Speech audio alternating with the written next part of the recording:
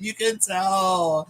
I'm like singy today. And I wasn't as singy before I started this. So, hey, I was going to do all of the shuffling before because when I was out and about this morning, and it was a very quick. What I've noticed is there are some days, a lot of times when I wake up, I guess it depends. There are some days where I wake up and I'm like up. And then there are other days, fewer days, where I wake up and it's like I have to wake up. You know what I mean? But I feel like here lately, my sleep schedule hasn't been great. Don't get me wrong.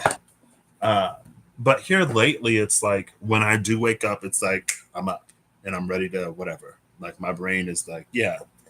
Whereas sometimes it's like it'll be a slow wake up. You know what I mean? Anyway, I got a nice coffee today, and the number is 2875. That's why you see ICC 2875 in the title. Before I got this, though, I was going to use the one on alchemy and archetypes. I was going to get an archetype as like a who, and an alchemy as like a what, and then maybe tarot for like the why or the how, right? And so then I was like, oh, I'll use the ICC number at 2 and 8, 10, 7, 17, 5, 22. Ooh, master number 22. Interesting, which is a 4. And like go off of that. But then as I was getting this ready, for some reason, the Ouroboros was one of the last cards that came out in the Wild Unknown Alchemy. So when I get a final card, I put that face up and the rest of the cards face down. And so it's like the first thing I see when I open up the deck, right? And so for some reason, I was thinking of the King, which is interesting because this is the card that was the final card last time with the Shaman. Shaman King, look around you, look beyond. Shaman King in the comic. Ooh, interesting. King of the Shamans. I'm gonna be king. Gago, gago. That's a mashup between One Piece and Shaman King. Anyway, I was thinking of the Ouroboros, and for some reason, the Dead End came to mind. And I guess the spiral in the mystical shaman. Well, there's the shaman in the mystical shaman oracle cards, and he does have a. I don't know if he could be a shaman king. I don't know what that particular headdress symbolizes or signifies. But anyway, I was thinking of the spiral and the dead end in the Ouroboros, but it's like when the snake releases its tail, when we exit the coil, then that's when like the dead end becomes the entryway for whatever else once the Ouroboros lesson is done. And so I was gonna like do that and then do whatever. And then I was like, well, let me go live while this is fresh in my mind because I may forget. So I guess that's what I'm going to do today. I'm going to chuck what I thought I was going to do out the window. Kind of, sort of. I don't know because I still have. What I'm going to do is I'm going to look before and after the Ouroboros, and then I'm going to pull before and after the dead end and the empty room. So the cards, it's like the Ouroboros, the dead end, the empty room. So before the dead end is going to be like that Ouroboros spiral. After the empty room is going to be like once it populates or the new space that it opens up, and between the dead end. So after the dead end, before the empty room is going to be sort of that bardo between them. Right? And then we'll just see what's up because that's what we're doing today. And it's so like almost low key ironic because I was gonna get on here and be like, I know what I'm gonna do today. But in the process of like shuffling the cards, it completely changed. So now I'm looking here because that's where the camera was last time. This is the regular setup. So, and as usual, things are a little off. It's a little wonky. I'm sorry for anyone that may have upset. Because that's how we roll over here, I guess.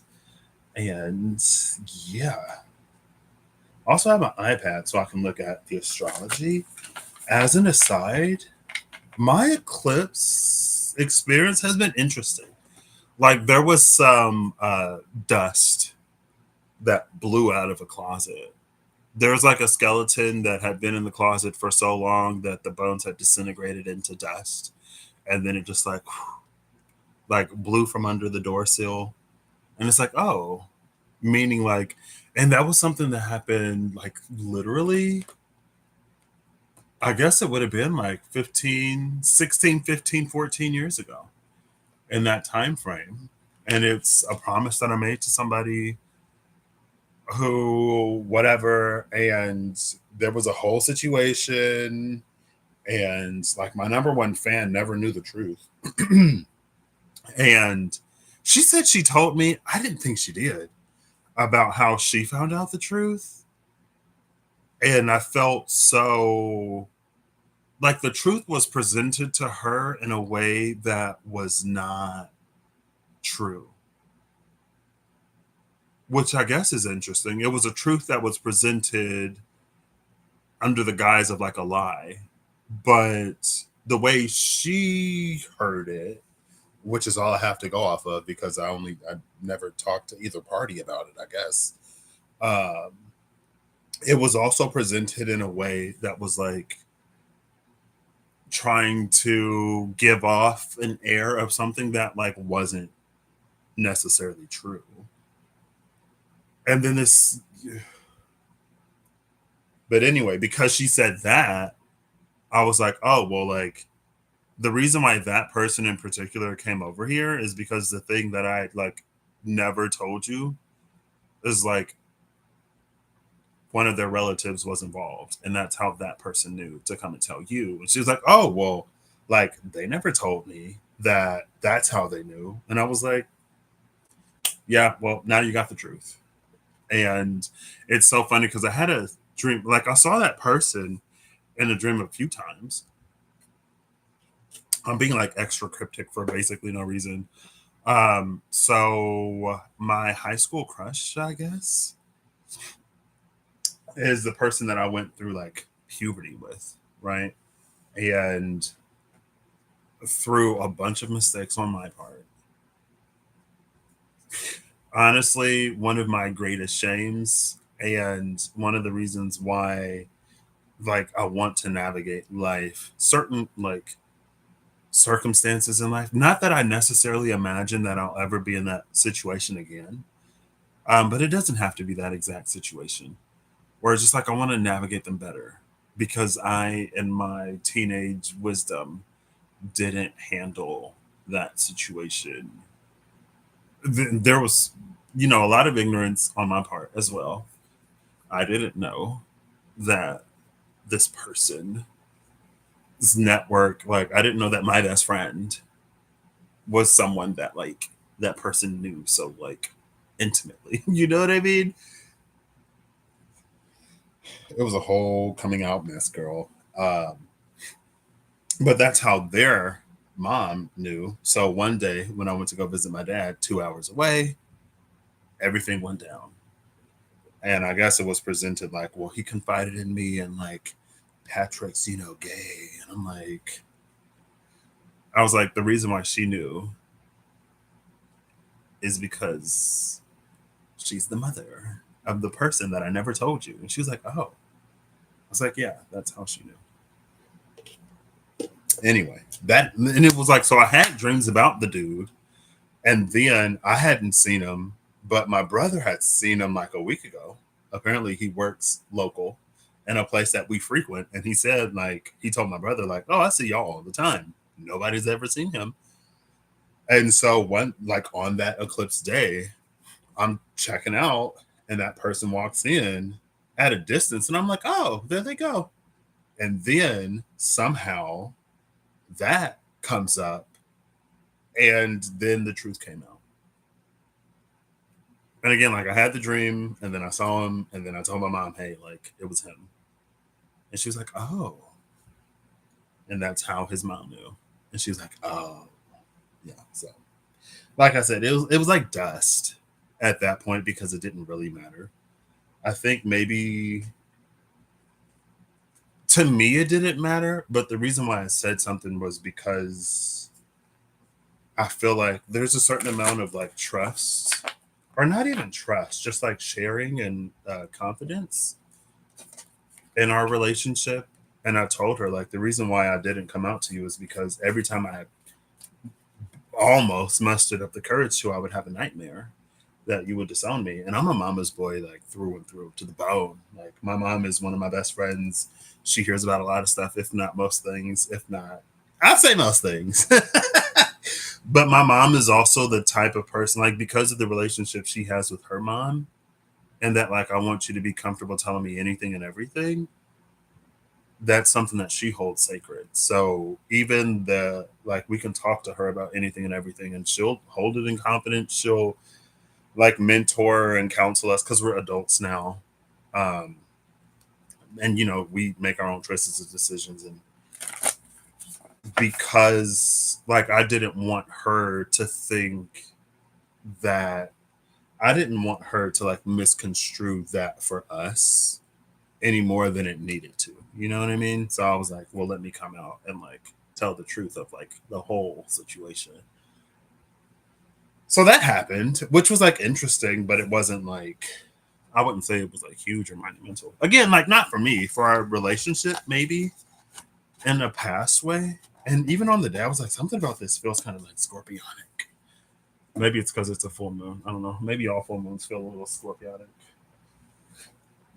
Excuse me. I'm gonna put this up on the TV real quick. Oh, yeah. Give me a second. I'm gonna put this up on the TV. So if I, whatever.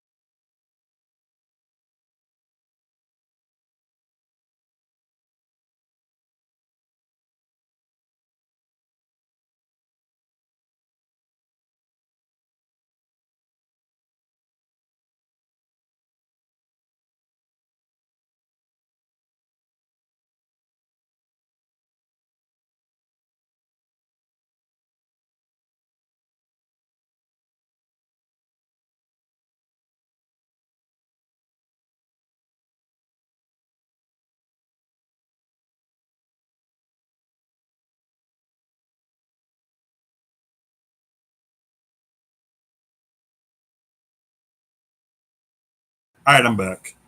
I had to mute it just in case, I didn't want any weird feedback on the microphone. On the microphone. Cool. So yeah, that happened. And I was like, okay, well, hey. And at this point, again, that was like 15 years ago, 16, 15, 14 years ago. That person doesn't care anymore.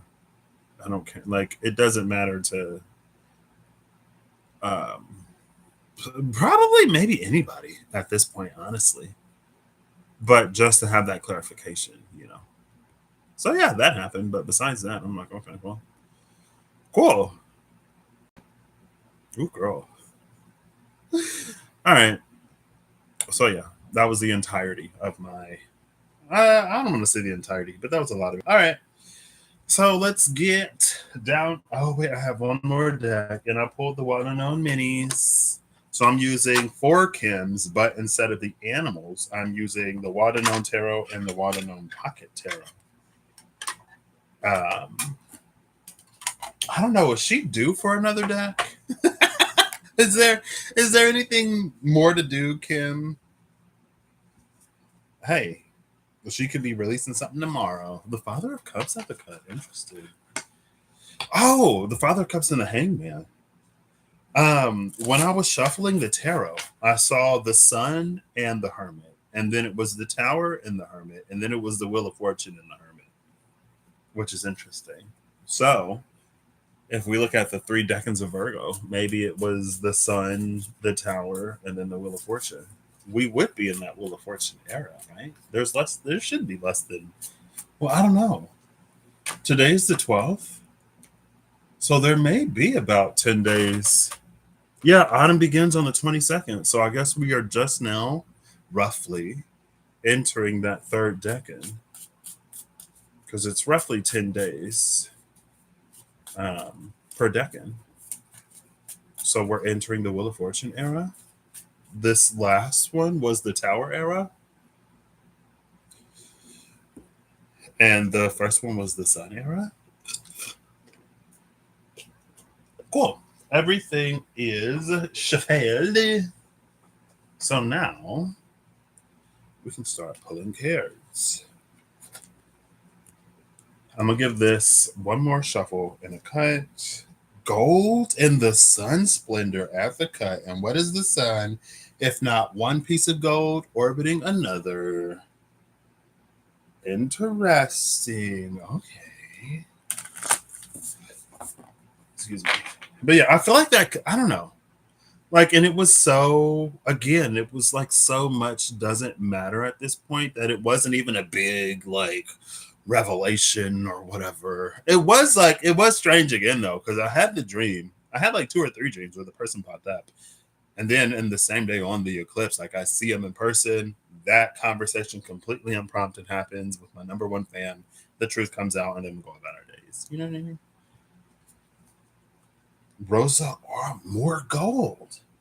Gold in the Sun, gold in the flower. Okay.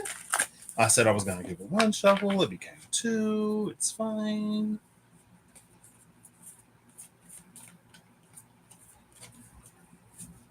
Now I'll give it a cut here. And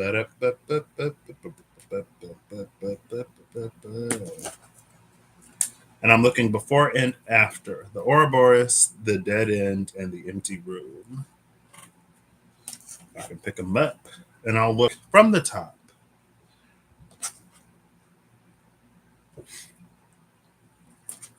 I'm going to move these off to the side. I'm going to move these off, these off, these off. And then I was like, yeah, like I told my aunt, I told my dad, I told one of my cousins. She was like, what? All those people knew and nobody told me? I was like, oh, bottom of the deck is the Ouroboros. See, I was going to pull off the top. And so I wasn't going to look, but then I did look. And I'm glad I did because I would have went through this whole deck. After the Ouroboros is Neptune. Neptune is so interesting. Oh, and I have my iPad, which means I can use my favorite astrology app. Not sponsored. Also, I don't know. I don't necessarily feel the need to plug the app, but also if I don't, I feel like someone's going to think I'm gatekeeping. It's Time Nomad. Still, I think only available on iOS. It's a tragedy for the Android folks. I don't know why they're not on the Google Play Store. I love Time Nomad.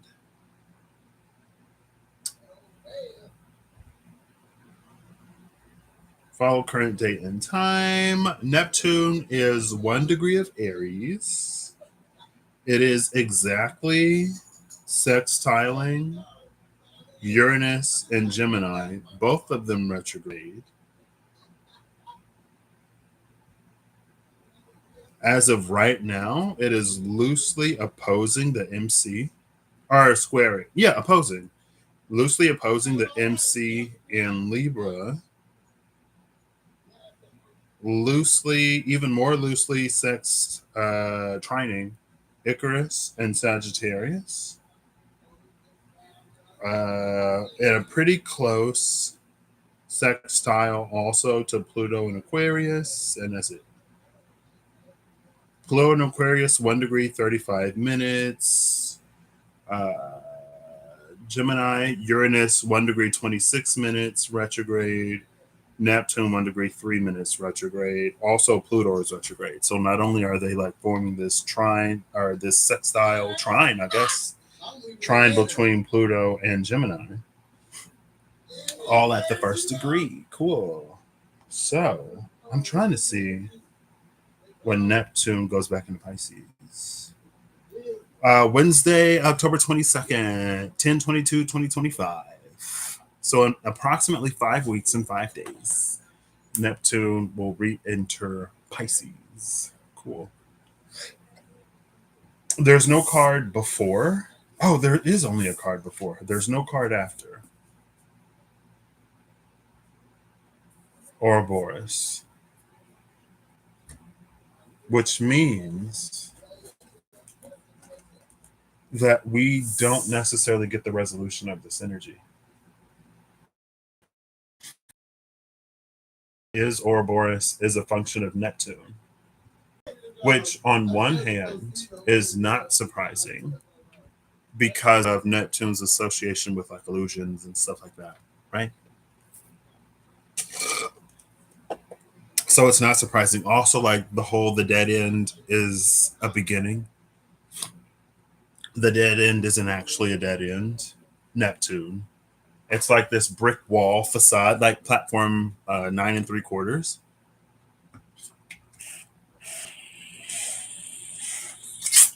The iced coffee is finished, by the way. I started drinking it earlier. Sorry. Uh, so yeah, it's not surprising that it's a function of Neptune. Also, we'll see. We'll keep going. So through happenstance, we have found the Ouroboros. I'm still going to pull from the top. We have Rosa Aureum, Solus, Splendor Solis, and Lux Brumalis. The Golden Rose, Sun Splendor, and Winter. What an interesting trio. Winter is what makes this card very interesting. Um, Blooming Rose talked about a song, and it was like a rose in the winter.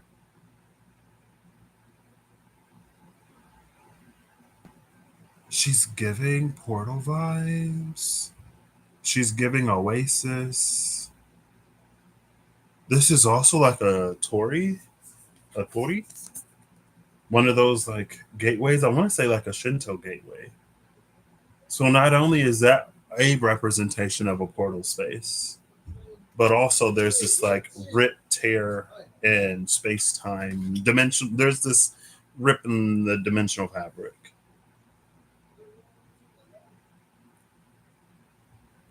And then it's like on the other side, of course. Now, I'm reading this as like on the side of because we've seen both of these cards. Like this is the side that we're on, and this is the other side. But it feels like if we approach this, then it would be from like the other way. Hey, how you doing? Interesting. 58, 53, and 16. 16 is the tower, which is what we're coming out of. If the second decan is the tower. Now, the third one was the Wheel of Fortune. The first one was the sun. And the sun splendor, we do see like this wheel, assuming that this goal travels along that track, right? Also, there's a similarity between these precious stones inside the Ouroboros and the sky and sun splendor.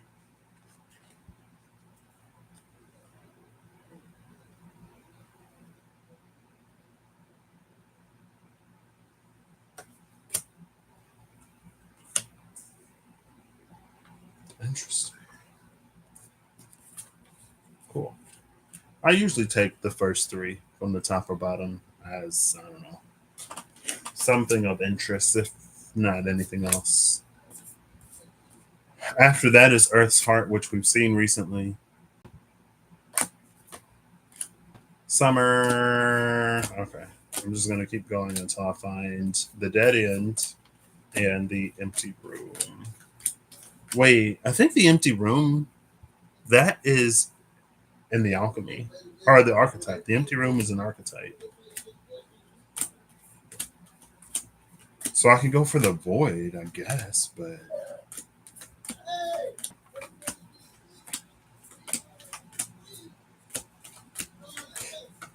excuse me.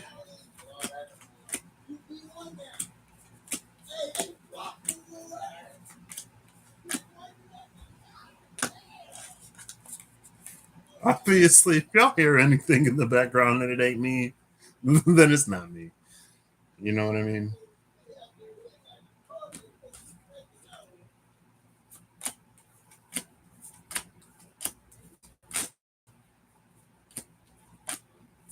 I gotta go through the whole deck. So if we were looking for the void, it would be between tin and glass. And before tin is the gray wolf. But we're not, so where is this card? Hold up, wait. Wait. Why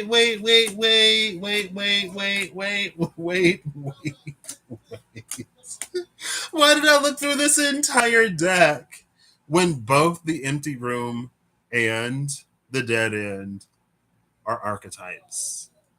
Neither one of them is alchemy. But hey, maybe I wouldn't have got the first three cards. I was like, wait, the empty room, that's not alchemy, that's an archetype. Didn't catch the fact that the dead end is also the underworld and the mountain. Interesting. Oof. Apparently something is clearing my nose. This hot and cold weather. Summer said, I am not gone yet. Hold your hoodies. Interesting. The healer just flipped over. And with that, I'm going to stop the shuffle.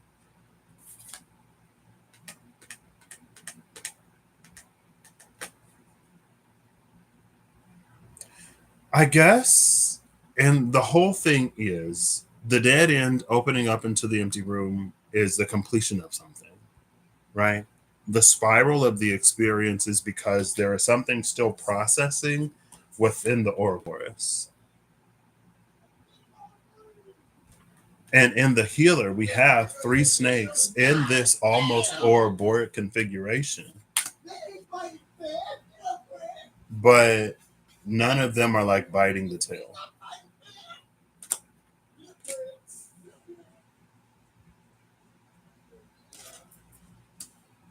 The Starborn. This is cosmic egg energy. But just like none of the snakes are biting the tail in the healer, the snake isn't wrapped around the egg as it would be in the Starborn. Now, you could say that this is some egg type motif, but it's not coiled around it, even if it is. Cool. All right. The Underworld, the Destroyer, the One, the Mirror, the Bardo, the Judge, Thanatos, Agape, the Vow. Make sure that wasn't two cards. Nope. The Fault Line, the Vision, Gnosis, the Shaman, the Mountain, the Mask. I didn't take the first three. The Underworld, the Destroyer, and the One. Am I taking these? Sure, I'll set them to the side. I mean, they seem significant enough. The Riddle, the Kiss, the Eternal Child, the Comic, Eros, the Storm, Apocalypsis, Alethea, Anima Mundi, the Sword, the father, the ocean, the sustainer, the seed, the mother, the seed, Kairos, the unseen, the bridge, the heart, the castle, the king, the box, the pilgrim, the offering, the crone, the gem, the cave, the poet, the venom, the vessel, the dead end, and the mentor. Before the interesting. Before the dead end is the vessel. After the dead end is the mentor. The maiden, the hunter, the creator, the lover, the desert, the nectar, the river, the temple, the warrior, the thread, the ring, the medallion, the prayer, the flame, the mystic, the animal, the queen, the shadow, the self, the village, the stone, the siren, the orphan, the tear, the empty room. So the tear, the empty room, and the shapeshifter. Interesting. There's only 4 cards left. Or 3. Yeah, there's 4. 4 cards left. What are they? We have the womb, the forest, the threshold, and the starboard. The womb, the forest, and the threshold.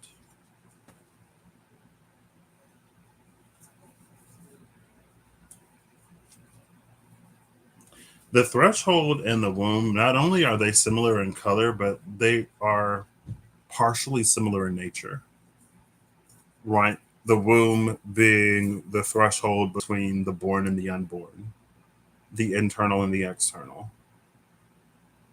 The forest, depending, can be a threshold between areas or regions, right?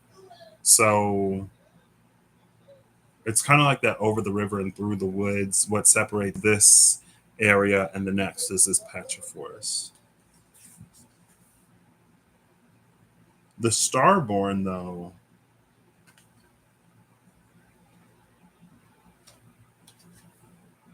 sort of being that hatching. Interesting. We'll also set those here. Cool.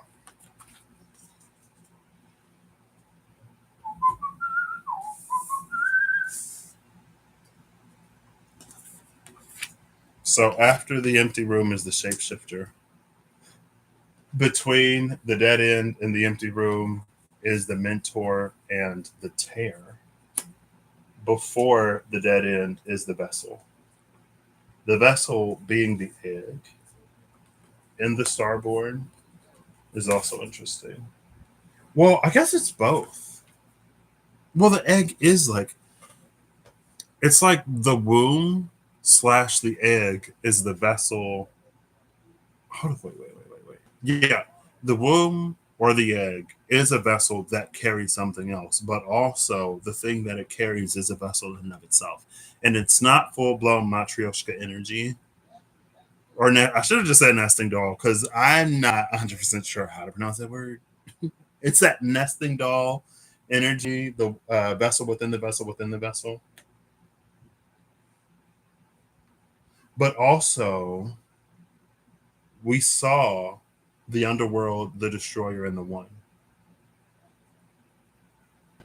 So there is the Bardo threshold between the underworld and the world. There's also the one in the womb in the egg between like the born and the unborn. There's also this one between this winter energy and the splendor solace. And the reason why I'm leaning towards the tear in this tier is because again of that like portal gateway, which is also a threshold, or a gateway stands at a threshold, right? And then we have Neptune.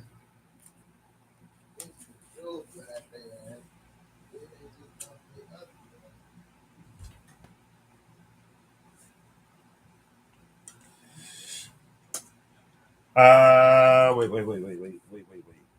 Yeah. Hold up. Girl, don't let me F this up. Don't let me F it up. No, it was the vessel.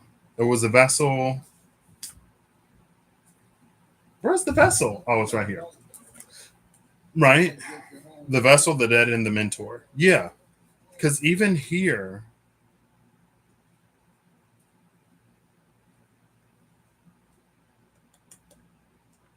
in Splendor Solis, there is the gold of the sun, and then there's also this gold that orbits out here, right? In the vessel, we see that sort of same dynamic, this here, and then that way out in the distance. Also, between the vessel and the mentor,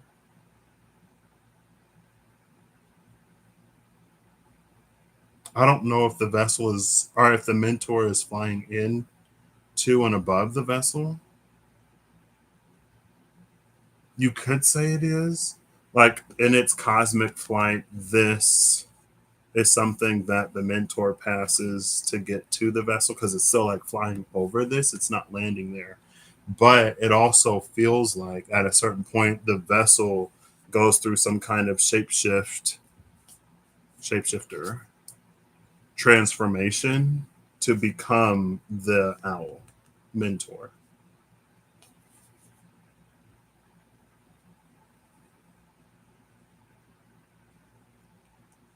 Okay. Take it as it resonates if it resonates, when it resonates. And if it doesn't resonate, don't take it. As always, there's a very interesting image that's here. And it's basically like in the underworld or in the place of winter, which is associated with the underworld because that's the time of the year where it's the darkest, the longest, right? After the winter equinox, solstice. After the winter solstice. It's not an equinox because the night and the day aren't equal. That it's the day of darkest, the day of longest light, the day of longest night, girl. But because it's the day of longest night, it's also the turning point when the nights get shorter and the day starts to become longer. Anyway, there's this energy of like something flying through this dark space,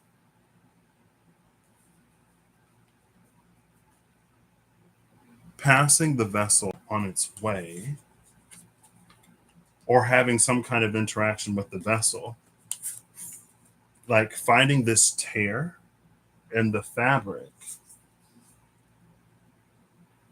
right? The tear, and then emerging on the other side into whatever this Splendor Solace is. Again, with this healer, like yellow gold skies type energy. But it's changed because it's the shapeshifter.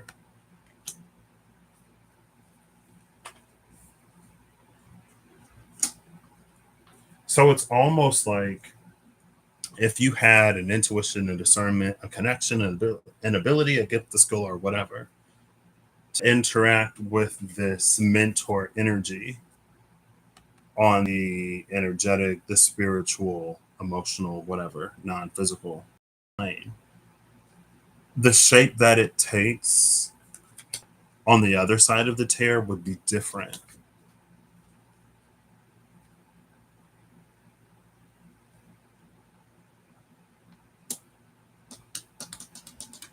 We have 6 and 15, and they're both after. But it's like, it's also interesting because this is a 1-5 and this is a 1-5. But the one here And maybe this is also part of the shapeshifter energy. If it were just a mirror, if we got a mirror of this, it would be number 4. So it would be mirrored, but it would have a different value.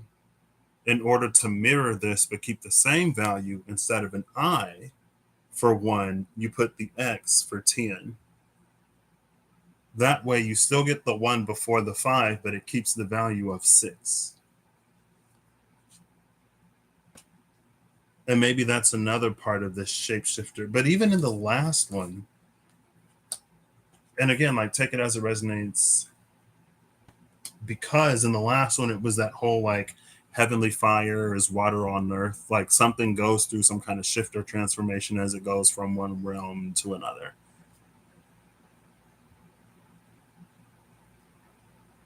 And if we like really know something, then a different face is wouldn't like catch us up. Almost one of those doppelgangery type sort of energies where it's like someone pretends to be someone that they're not, and it's like which one is the real one. And it's like, girl, like we've known each other for like literally all of our lives. What do you mean you don't know? You wouldn't know which one is me? Hello?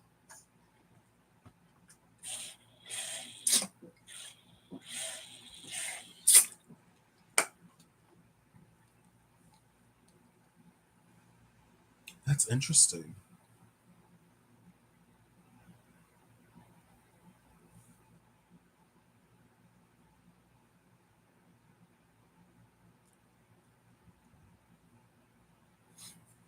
So maybe that in and of itself is a little bit of a ping, ping, ping.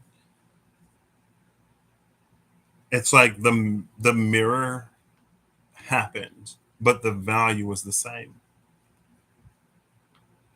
right? They both are numerological 6s. If you put the I before the V, it's going to give you a numerological 4. That's a difference in values. So even if something is a mirror, even if something is whatever, that difference in values should tell you something. It's inconsistent. And if this, I feel like because it's coming up, the consistency is important.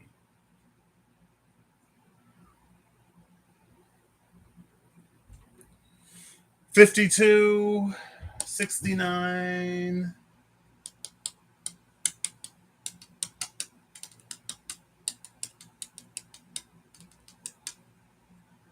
Also, we have the one. The one with the destroyer is also interesting because I feel like in general, destroyer type energy has such a like bad rap that like we wouldn't think of the one as the destroyer. It's like we would think of the one as the creator. But here, the one is wearing the face of the destroyer, and it's still the one. Like there are plenty of divine energies that did plenty of destruction where it was necessary. Where there was cause for destruction, the divine had no qualms.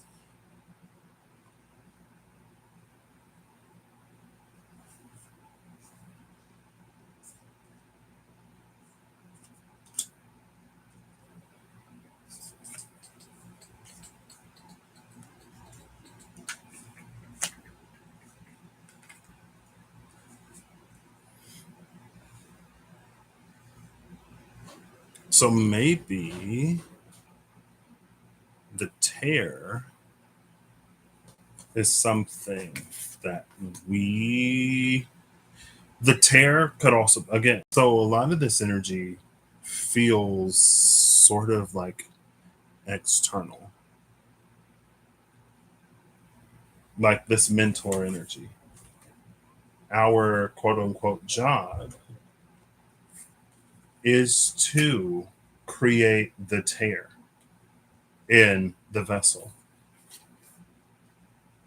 We create the tear in the vessel for this mentor energy to sort of like exit through. And that is this divine destruction. It's a destruction that makes way for the divine to enter, for the divine to come in.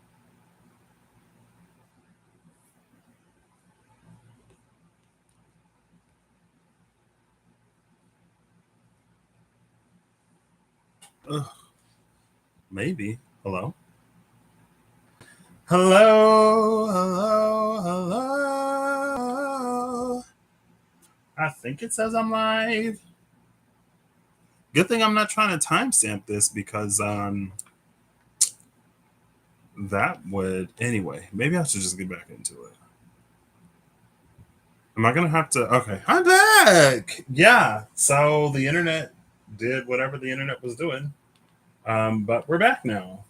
Maybe, apparently, supposedly. Yeah. One, two, three. Wait, maybe I did that wrong. Maybe I'm supposed to look and then start counting. Anyway, hi, we're back. So, technical difficulties. Shout out to the internet for whatever, but also shout out to YouTube for letting me just pick up the stream where I left it off. And also, I guess my number one fan needed to talk to me. So, okay, that was able to happen. All right. So, the tear in the vessel allows for the divine to enter or to exit or whatever. The tear in the vessel is exactly the Ouroboros letting go of its own tail, which is, again, that's what turns the dead end into the empty room, which we see in the healer. So that divine destruction allows for a healing to take place, which is giving cleansing storm type energy.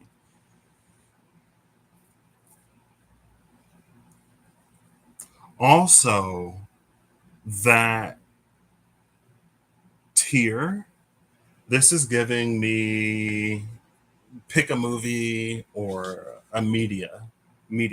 Pick a medium where there's a like a healing cleansing tear, right? The tear drops, then a flower blossoms or a wound closes. Dramatic, you know what I mean?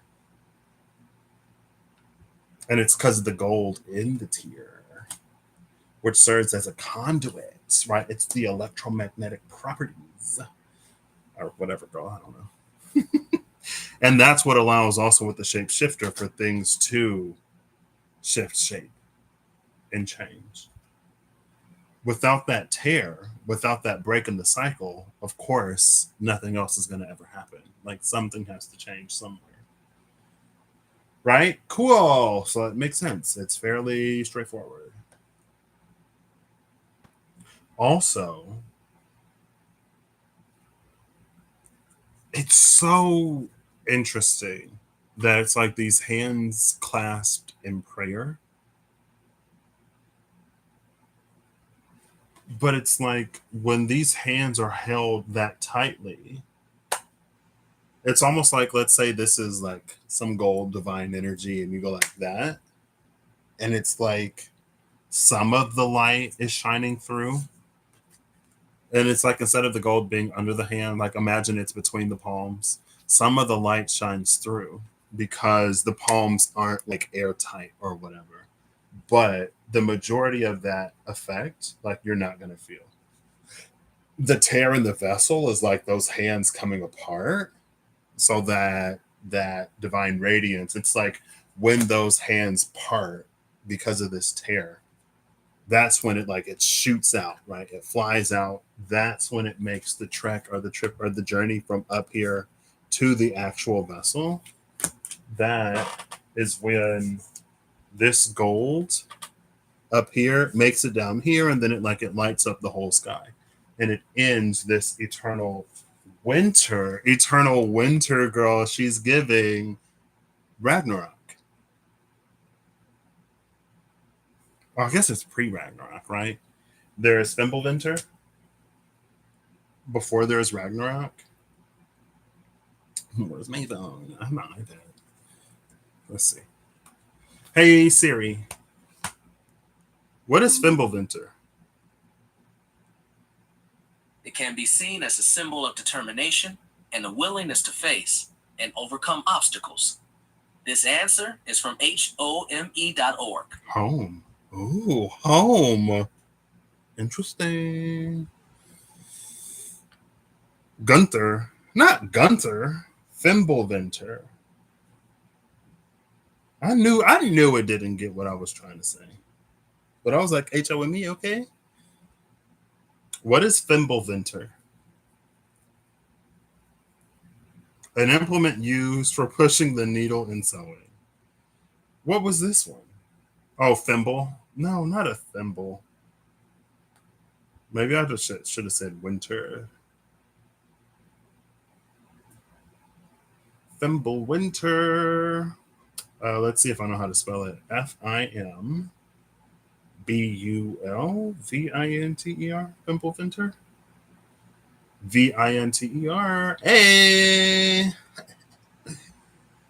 Thimbleventer is the great winter in Norse mythology, a harsh, unending winter of 3 successive years that signals the immediate prelude to the events of Ragnarok. It is described as a period of extreme cold and violent snow, followed by widespread wars before the final battle of Ragnarok commences. The term has also been borrowed to refer to unusually cold and harsh winters in Nordic countries and is used as a title for works by musical artists and in the game Northgard. Cool. So, that energy, because of the tear in this fabric, and because of the divine destroyer, like Ragnarok happens because in some ways it needs to. And in all of Odin's wisdom and short-sightedness, everything that he does to try to prevent it, none of it stops it.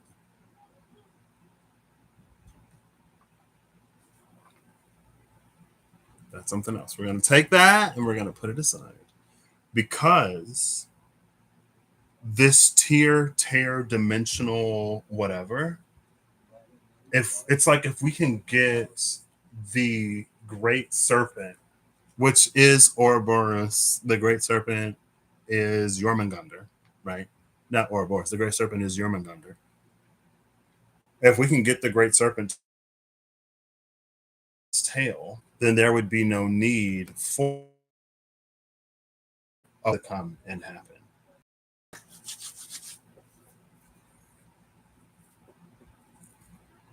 And it's also interesting. It doesn't feel entirely the same, but the imagery of the dam that was about to burst last time, but it was like you could tap the dam so that it relieves the pressure, but also it's not like this leak where water is shooting out. It's not a compressor, it's a tap. It allows the pressure to vent without there being unnecessary damage or destruction. And that's the thing about like divine destruction, which is different than an ordinary destruction. Ordinary destruction in that it's like as much needs to be destroyed will be. And there's a metaphor that comes to mind, and I don't want to use that one. It's like an invasion, right? Like, let's say that there's an orchard and some kind of invasive plant species that is harmful to not only the trees in the orchard, but also like the soil and other plants at large. It's like if the infestation is contained, you can destroy one tree, two trees, maybe three trees, and the rest of the forest, the rest of the orchard would be okay. But if the infestation spreads, then it could be like to contain it. Now you have to burn down an entire section of the forest. Where if it were caught earlier, it could have been like one tree. It could have been a branch on a tree. It could have been a leaf, girl. Who knows? And maybe that's another thing with the tear. Maybe there is some element of reluctance that like what vessel wouldn't have reluctance to tearing, if tearing were easy there'd be no Ouroboros, like we wouldn't even have a concept of the Ouroboros, relatively metaphorically, because every vessel would be torn and the divine would just be flowing in and out of everywhere and everything would be perfect. But that's not the case. That's not the reality that we live in. And it's sometimes the things that and again, it gives that Three of Swords in the Wild Unknown Tarot type of energy, where sometimes our heartache, our heartbreak, our trauma, our pain, our past, our reservations, our anxieties, our fears, our worries keep us from what is rightfully ours, from the things that we're manifesting, from all of the better that the divine has in store for us. And it's us keeping ourselves from those things because of what's happened or what hasn't happened. So it's like it is us, but it isn't us because we didn't do those things to ourselves, but it is us because we're the only ones that can ultimately, at the end of the day, make that choice and decision to move on. The divine can help and answer and provide all that it can and all that we need and more. But again, ultimately, at the end of the day, we have to be the ones to like take that step or whatever, to rip off the band-aid and to allow true healing to happen. Maybe something's like infested under the band-aid, right?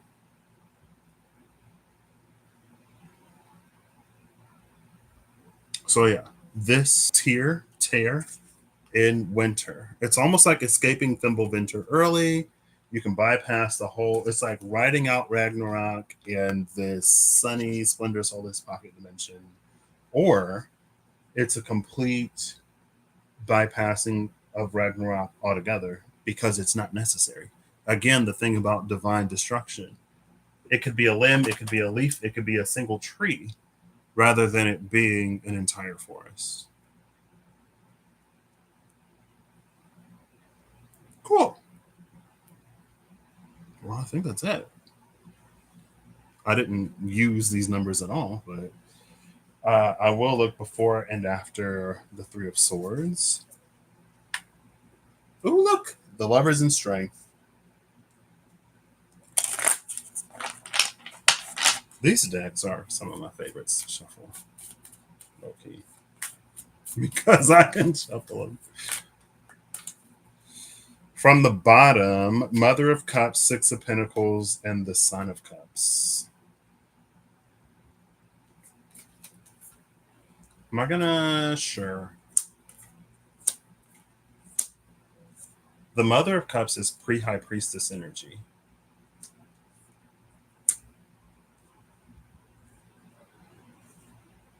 And there's something that she gives to the Son of Cups because the Son of Cups needs it.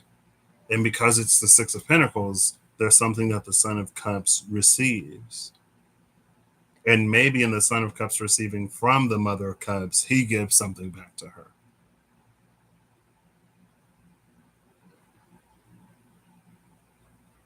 It's almost like the dynamic with like a teacher learning from their students type of energy. The World, the Seven of Wands, Judgment, the Hierophant. Oof, Eight of Swords. Who am I looking for? The Three of Swords. The Three of Swords is in between the Eight of Wands and the Chariot, which are both very fast energies. I guess you could say the Eight of Wands is like minor Chariot energy, just in the aspect of like their swiftness. Before the outside, we have the Son of Swords and the Fool. But the Eight of Cups, or the Ace of Cups, sorry. The Ace of Cups is behind the Fool, which is an interesting image. And the Six of Cups is before the Son of Swords. And again, this is why we're looking at. Oh, girl. Ooh. This is why we're looking at the Three of Swords. It's when our pain, our past, our trauma, our outlook on the future, our anxiety, or whatever keeps us from moving forward into the direction that we want and that which is rightfully ours. Because while no one else can take from us, we can surrender, we can sacrifice, we can forfeit, we can give away. It's because, and again, through association with the past of the Six of Cups, that's what motivates this Knight of Swords. The Fool is like a literal child. So it's almost like this Ace of Cups for the Knight of Swords would be like an emotional awakening or a heart awakening where, girl, maybe somebody can find some compassion. If not, and it's like it's almost a test in and of itself, but it's not a test. It is, but it isn't, but it is. It is a test because you could say it's like the Knight of Swords is like default mode of operation to spear the fool right off the branch. Girl, she can't even fly yet, and she already ready to take the blade to her throat. But it's not a test because it's not. It's like it's not a test because it's just life. There's no this thing is specifically happening to get you to realize or understand or whatever this greater thing. It's just life, and life happens every day. There are going to be plenty of fools. This fool in and of itself is not special. This Knight of Swords, this Son of Swords, because of the Six of Cups, has made a living, has been spearing fools for quite some time. This ain't new. The Knight of Swords ain't new to that, is true to that. You know what I mean? That's what this Knight of Swords does.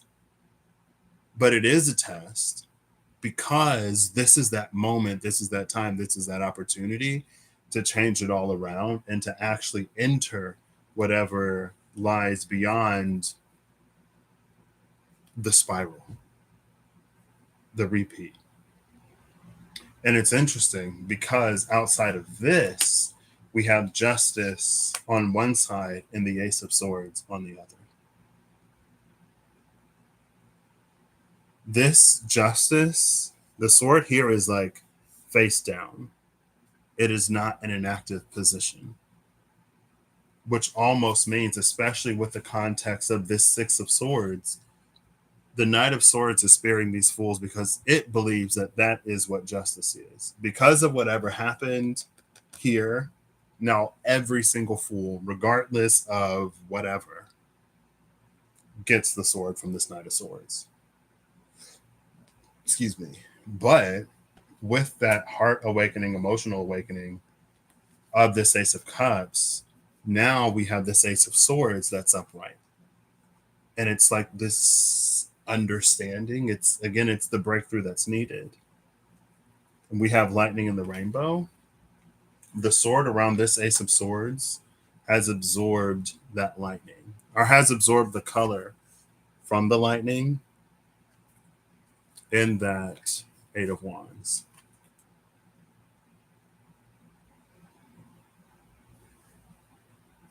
And it's interesting because it's another twist in that Ouroboros. Or I guess it's a twist. If you just think of the Ouroboros as like a circle, maybe I should do it like that. Because I don't know what that means. If you think of the Ouroboros as a circle, this is like a twist in that. And a twist may be favorable because it serves as this point of like, now it's this a new spiral, a new loop. Hopefully, a loop of like happiness where things just continue even in the flux of life, where things ultimately continue in this better sort of way. Those better days are here and they're here to stay.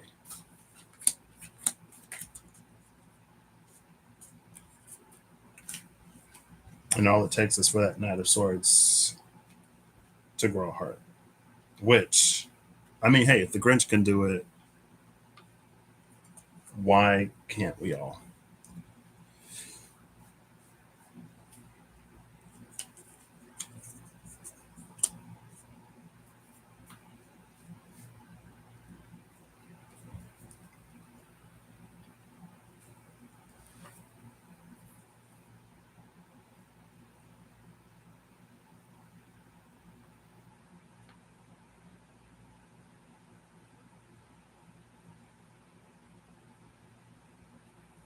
Now,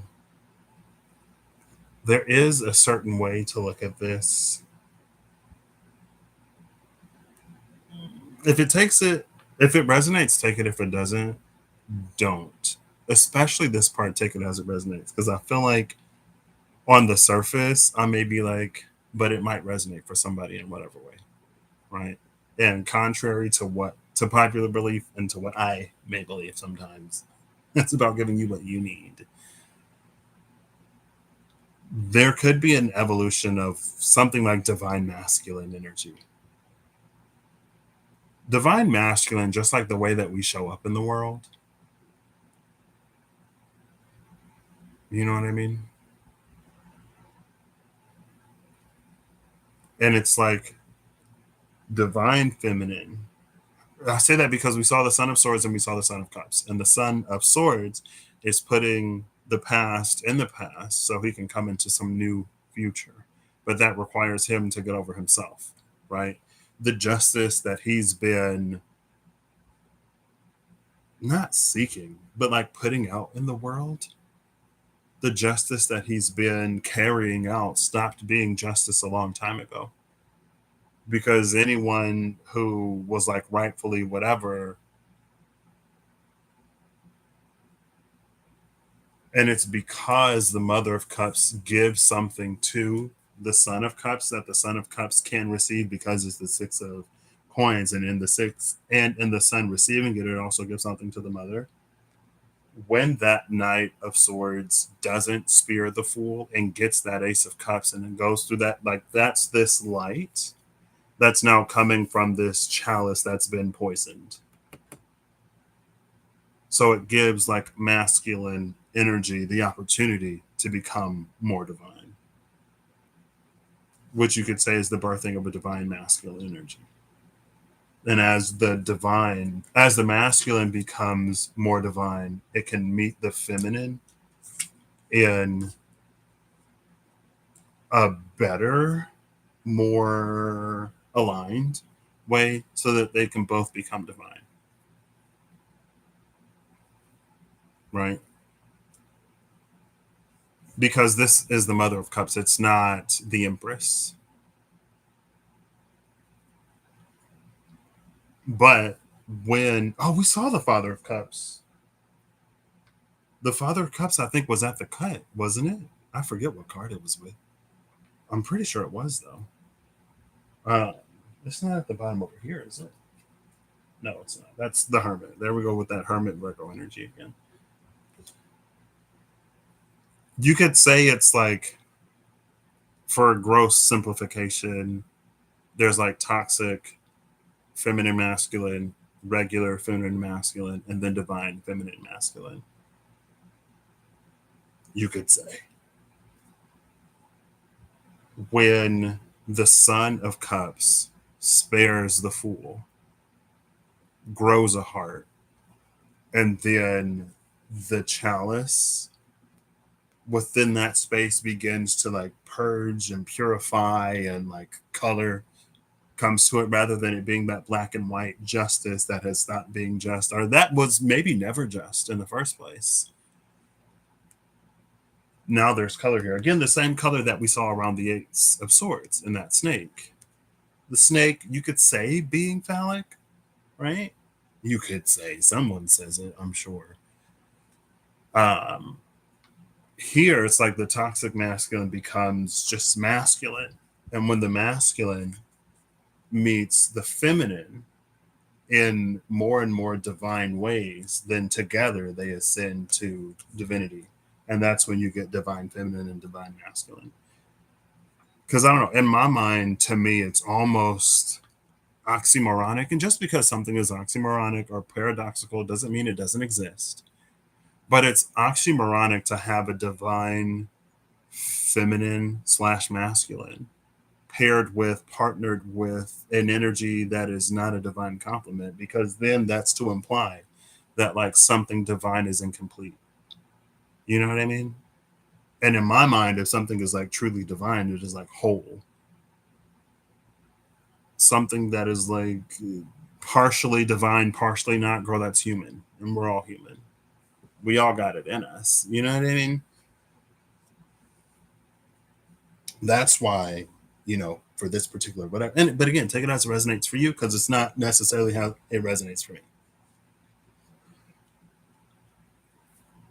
But it's in showing up for each other that they both learn to be divine. Because It's almost like as long as the Mother of Cups only gives, if she never receives, or if what she gives is never received, there's a certain aspect of her divinity that she like never gets to explore. And so, much like the Knight of Swords, it's like she can become accustomed to not being honored or recognized or met where she is so that she can also become greater,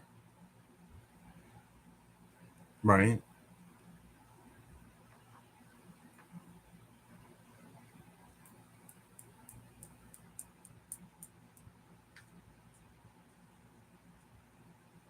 As she pours into others to make them great, then someone or something can pour back into her and it not be herself. You know what I mean? Cool. I was going to look before and after these in the smaller deck, but I don't think I'm going to do that. I think this is pretty complete as is. Um, yeah. I feel like, I don't know, this isn't, it doesn't read as new or revolutionary. I feel like most things don't necessarily.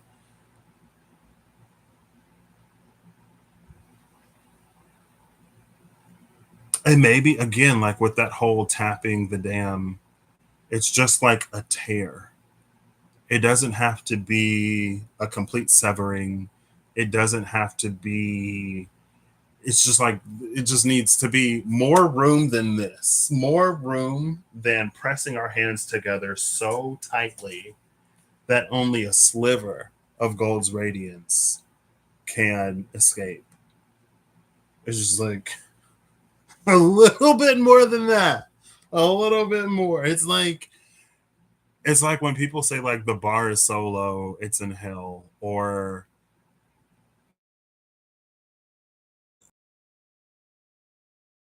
at this point, maybe it's like if we can reach the point of just like decency, if we can reach the bare minimum of the love and the compassion and the kindness and the empathy that so many beliefs triumph and stand for, if we can reach that for everybody, maybe that in and of itself, I mean, I feel like historically that in and of itself would be enough for a huge shift all over.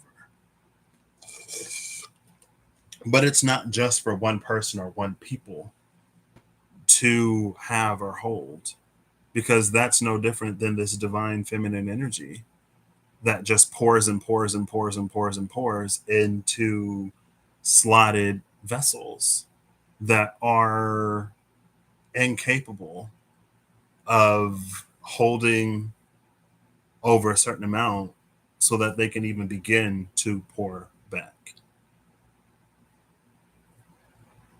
What's the solution to that? I don't know.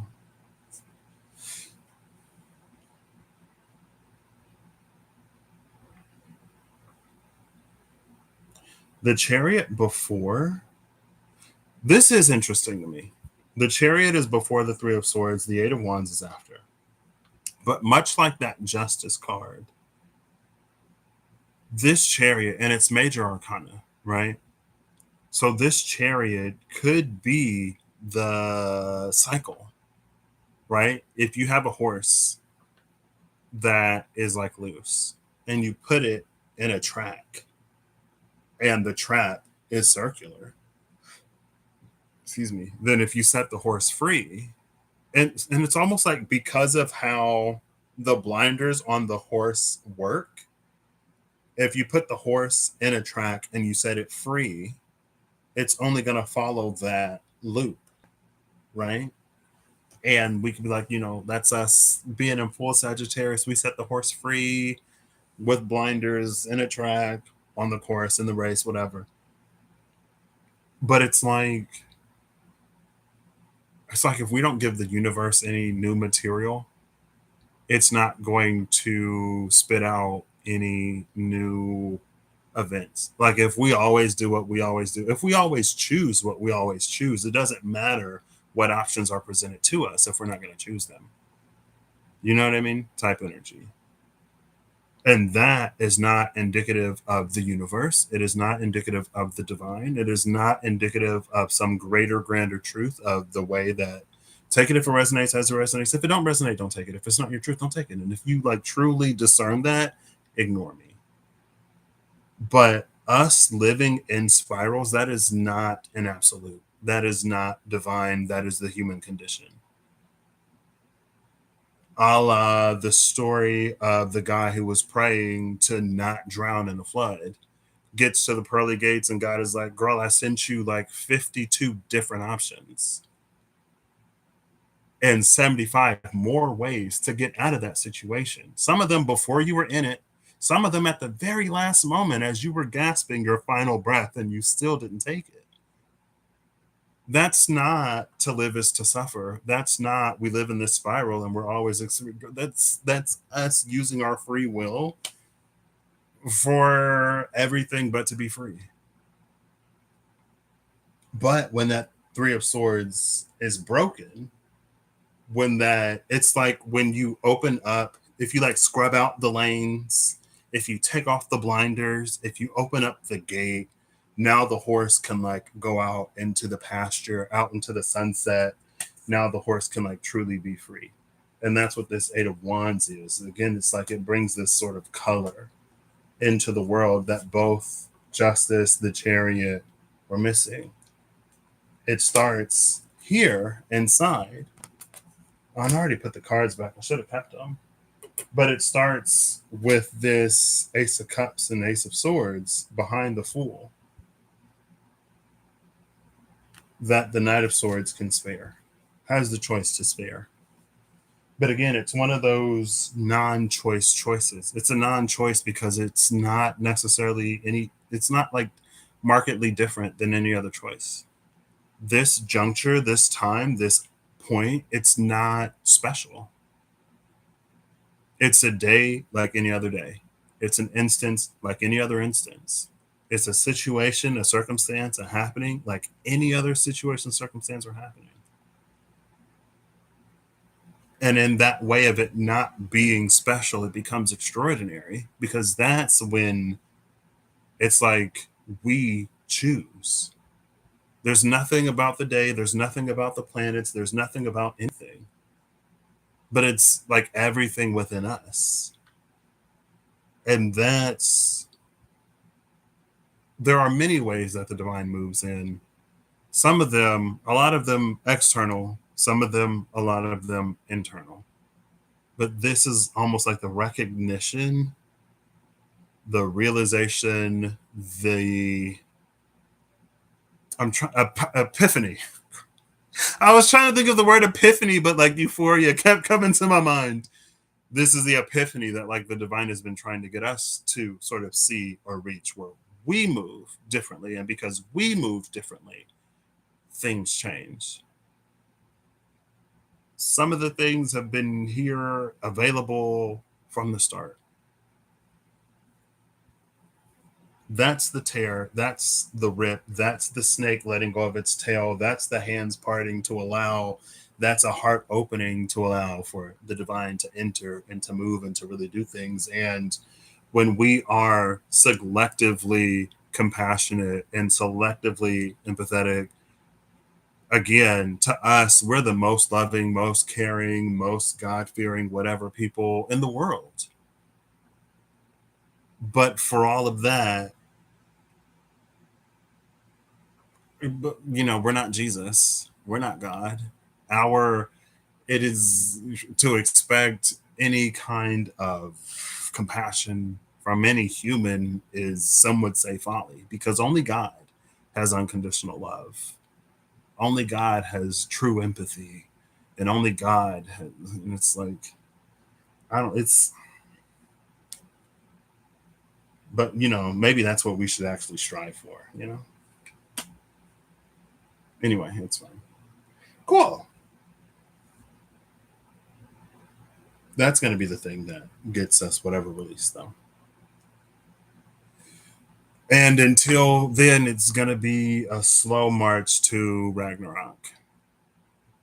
as the world gets colder and colder and colder in Fimbulvinter, in this long winter that doesn't seem to ever break. And I guess that's interesting because in the tarot, Astromatrix tarot, we saw the Five of Coins and the Hermit. The people in the Five of Coins was outside of some church looking for food and shelter from people who are supposed to give it, but who will never give it. The church ain't been doing that for a long time now. That's not what church is about anymore. In general, metaphorically, not specifically. There are plenty of churches that do good works, right? But overall, that's not what church is about. That's not what the Hierophant is about. None of that is actually about that anymore. Go to the Hermit. The Hermit was the one that was out shining the light, looking for people in the storm to welcome into safety and shelter. But we, the people, have been convinced that we get it from the Five of Coins. We get it from folks, people, organizations, bodies that, number one, aren't designed to actually care, and number two, have active vested interests in not.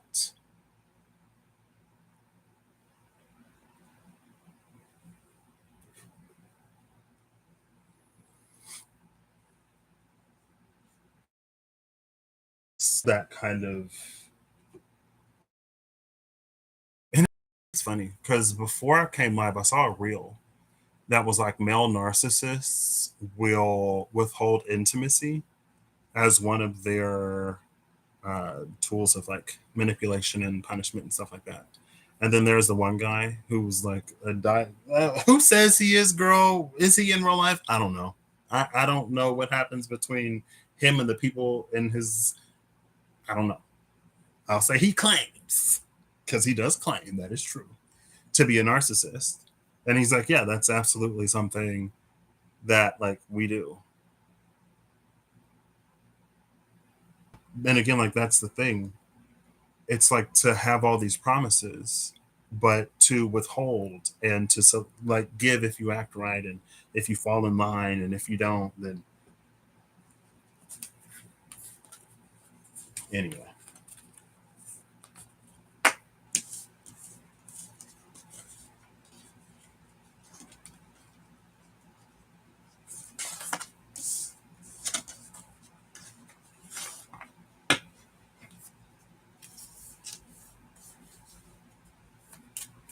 Out of all of these, oh, there's another one. The healer. The healer was on the table. Out of all of these archetypes that were on the table, I want just like one. Because I'm interested. The final archetype of the archetypes. Oh! It's the tear. That is the tear. And the bottom of the deck is the starborn. It's like the crack in the egg so that you know it's hatching. But it's also this tear with that healing property. And maybe that's a thing in and of itself. Like, God is love, and so many iterations of the divine are built upon, centered around love. But it's almost like what love truly is.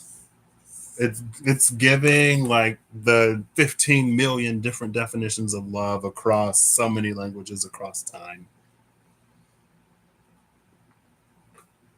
And it's like so many of them are love for people that are like friends or family already. And so in that, it's like it's not revolutionary to love someone that you're supposed to love. It's not revolutionary to love a parent or a child because they are your parent, because that is your child. And there are many people who don't experience that kind of love. But just because someone does, it doesn't make that revolutionary. Like you could say it's human biology. Some animals, I think, don't care to love your child or to love your parent. And as an extension, it is not revolutionary to love a sibling or family, close or extended. Through extension, it's not revolutionary to love anyone who looks like you, who you can easily relate to. Like true revolutionary love, the love that exceeds humanity and bounds borders, enters that realm of the divine, is like love that goes beyond what we are born with an innate sense of loving, right?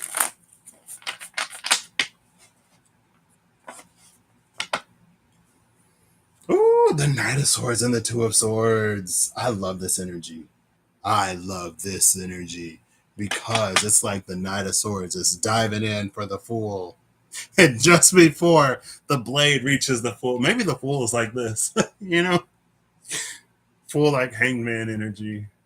But before the blade touches the neck of that Fool, it's intercepted by another sword. And it's like, ooh, girl, you just failed the test. And they're like, Patrick said it wasn't a test. Patrick said it was just life and that this moment wasn't any more special than any. Patrick lied. Patrick is a man. He is as fallible as any other. You thought you could slay this Fool and 100 others and then eventually spare one and get it right? I saw something else. Somebody on Facebook posted, our dynamic is so interesting, and it's one of those life being life in so like those weird lifey ways, but I like love it. Um, speaking of, girl, I know you don't know what that means, but that means something. Wow, synchronicity kind of sort of lately has been a little wild. Um, Again, with the whole dream seeing situation, she was like, I missed my exit and wasted 10 minutes of my life because she was on the highway. She missed her exit, so she had to drive more to get where she was going. There was an extra 10 minutes because she missed her exit. And it was that whole like, what's for us is for us and it'll never pass us by and we can never miss out, sure. But we can delay ourselves. And it's not guaranteed that we're going to survive another 10 minutes, let alone 5, let alone second. So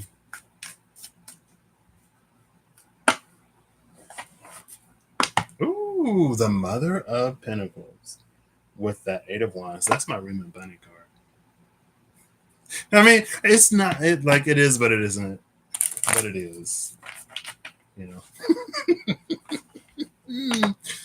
And the Nine of Pentacles with that Eight of Wands.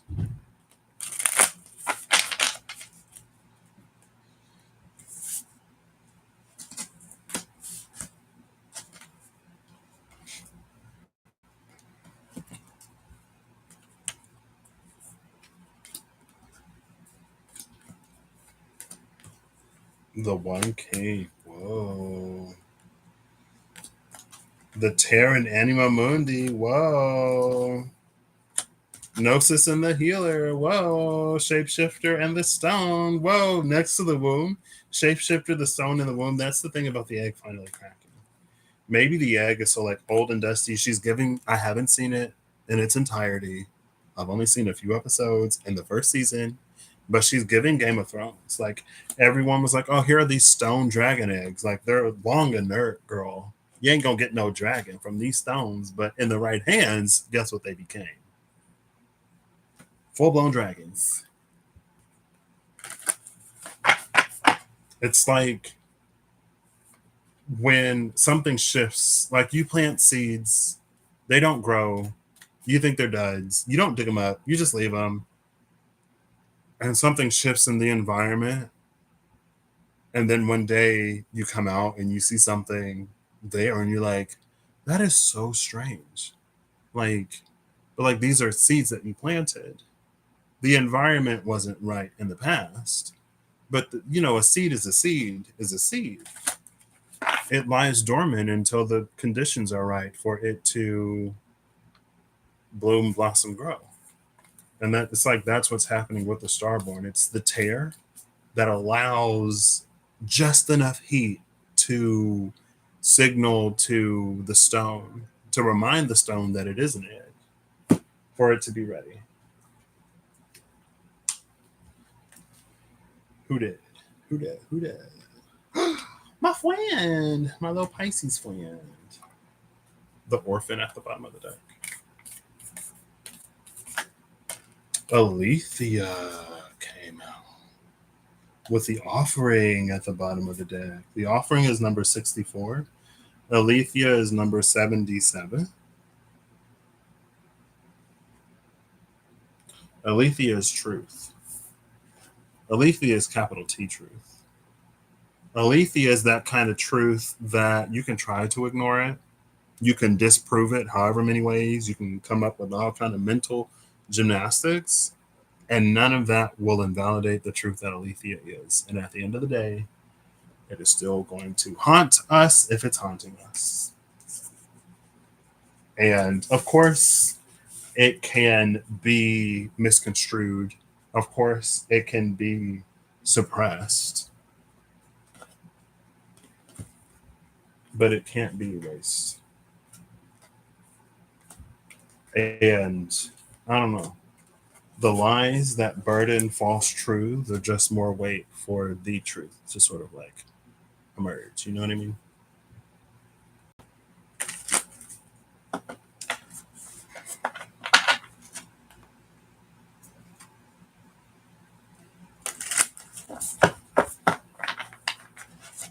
I didn't even read these books. Alethea. 77. Alethea. Alethea is truth. Our soul recognizes the truth. When someone speaks it, a cool wave of relief washes over the room, and all the facts and figures in the world fall by the wayside. Such is the power of Alethea. It has an undeniable resonance that goes beyond the rational. We can also recognize Alethea by its contagiousness.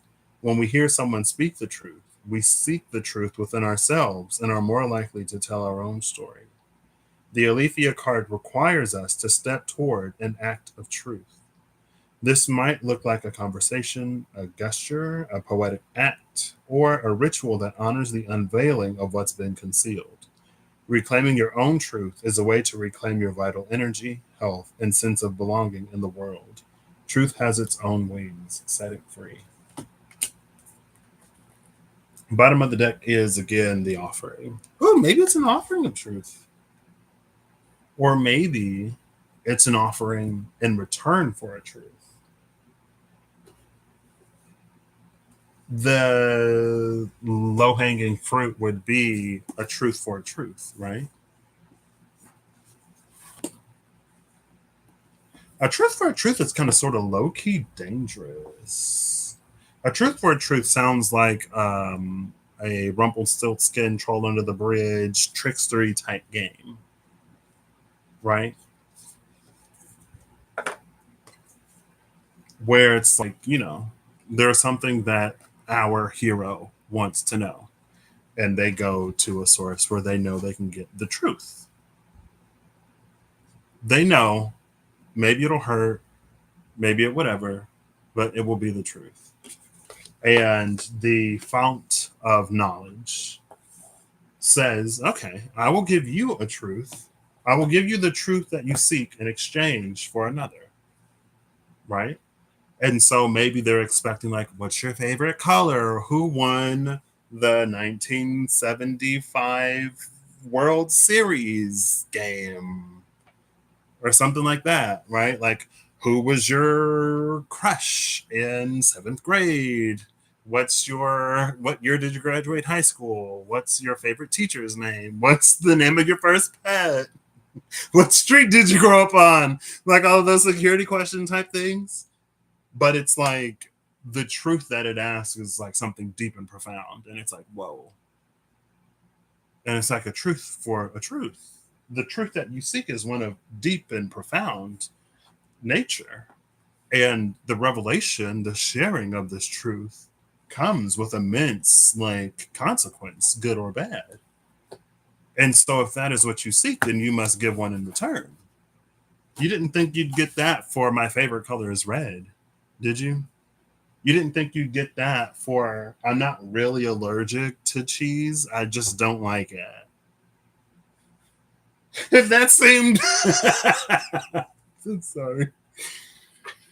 Like that wouldn't be an equal exchange.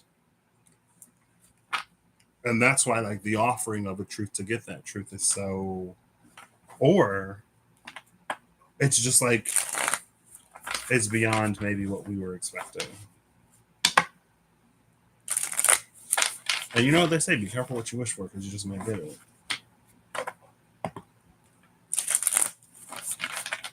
But that's the thing with like the Knight of Swords, Six of Cups energy too. That's the thing about the Six of Cups and justice in particular. The Six of Cups and justice behind the Knight of Swords that is sparing the throat of fools. It's like there is some distortion somewhere that keeps the truth from being seen. And maybe for them, on a certain level, it works. It's a truth that they don't have to face because they have so, not effortlessly, not eloquently, they have so beautifully gilded the BS.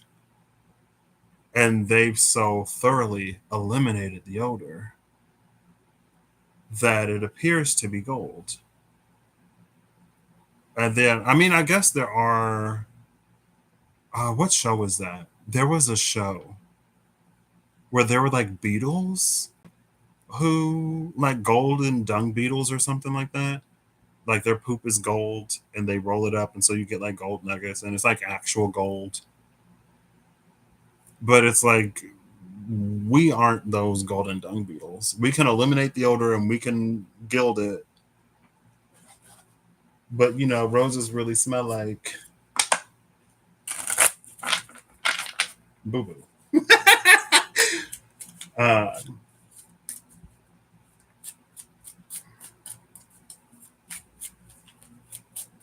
cool. All right, final card from. I thought I already got one. I just. It didn't flip or fall. It made noise. Oh. So first I saw this. There's three cards. The King of Cups, the Father of Cups. It's the Father of Cups in his masculinity that meets the Queen of Cups in her femininity that allows them to both become divine. This isn't that toxic, masculine Son of Cups. This is the Father who now, because he can show up for the Mother of Cups, now they can experience the joy of like coupledom rather than, you know, whatever. And behind that is the Empress. So now, again, the Queen of Cups, Mother of Cups, that was the emotional aspect of the feminine, sure, becomes that divine feminine energy. But behind that is this Nine of Swords. And that's when I was like, ooh. Because at first I was like, okay, girl, like come through confirmation. But I'm like, oh. I think low hanging fruit. I think this Nine of Swords is in the mind of this Father of Cups.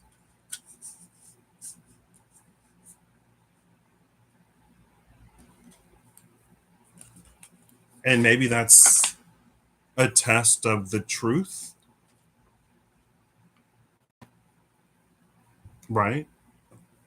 Like, let's say, for example, there is, because it's cups specifically, the son became the father who is a match for the mother. It's like there's someone, let's use the archetype of the provider that the masculine is supposed to be, right? And so the man masculine energy provides for the feminine. Now, the thing about being a provider for someone is that not everyone has the same needs. And because not everyone has the same needs, and also not everyone has the same desires, everybody needs something different to be provided to them. Every feminine, every woman needs something different to be provided for them, just like every man needs something different to feel like they're being supported, right? And you can boil it down to gender roles, sure. But in the home and in the heart of the home, it goes deeper than who brings home the bacon and who cooks it, right? Because you're doing life with this person. And so it's almost like the Son of Cups goes to want to be like a true provider. And in doing that, now the Son of Cups, it's weird when I say it that way. Now masculine energy has matured to be a true provider for the feminine. And it's like now that the feminine is truly provided for, she is blossoming into someone. And it's almost like because it is this like, there are two ways to handle this kind of energy. There's the crab in the bucket mentality that whenever someone else goes up, you try to pull them down. But then there's also that, like, you help me, I help you, you help me, I help you, where we both sort of pull each other up and elevate and lift, and then I'll pull you up and elevate and lift. And this is how we scale the mountain, right? Rather than, oh, you're getting higher than me, let me pull you down. So it's like there was this, right? Here is masculine, here is feminine. She pulls him up, she supports. And so now he's up here, slightly above. Now he can provide for her. And it's like she steps into this true supporter role. And it's almost like who the feminine supports the true potential of the masculine. And it's like that's what this Nine of Swords is sort of here for. It's almost like when the feminine starts to like do her thing, I don't know if like masculine has this whole like, well, how do I provide for someone who was like, maybe it was her dream to be, let's keep it whatever, let's really play into roles, I guess. It was her dream to be like a chef, right? And masculine was like, we ain't got to go all the way there. We can play into it, but we don't have to go all the way there. Masculine's like, okay, I'll support you. She becomes, oh my gosh, I just started this show on Netflix. Okay. She becomes like this 3-star Michelin chef that is like bringing in money. Celebrities are dining at her restaurant. She's booked out for years. She's doing really, really, really, really well. And now masculine, if masculine providing for her was tied to like money at some point, I want to make enough that you can focus on your dream, right? Now it's like her and her dream is making more money than him. This Nine of Swords could be the thing that a lot of men fall into when their partners become successful of like, oh, now they're making more than me. But again, it's that whole like, okay, well, now she doesn't need you to provide money because she has her own money, but there are other things that she still needs for you to provide. And it's like this Nine of Swords is almost this like, now that the Mother of Cups has helped the Son of Cups become the Father, and the Father of Cups has subsequently helped the Mother of Cups become the Empress. Can the Father of Cups allow the Empress to make him into an emperor?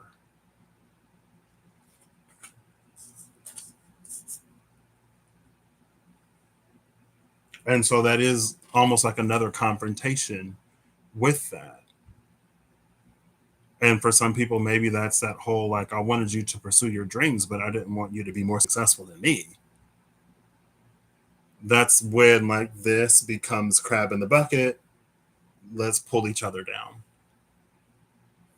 I don't think that necessarily has to be the case. Bottom of the deck is the Two of Cups. I love that the bottom of the deck is the Two of Cups because that says to me that the Father of Cups is going to overcome whatever this may be, and he is going to become the Emperor because the Emperor is the Two of Cups match to the Empress.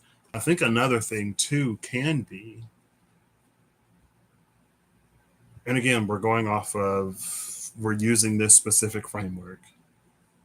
Now that the Mother of Cups is the Empress, she supports the man that the Father of Cups is like destined to be. But is he ready to be that version of himself?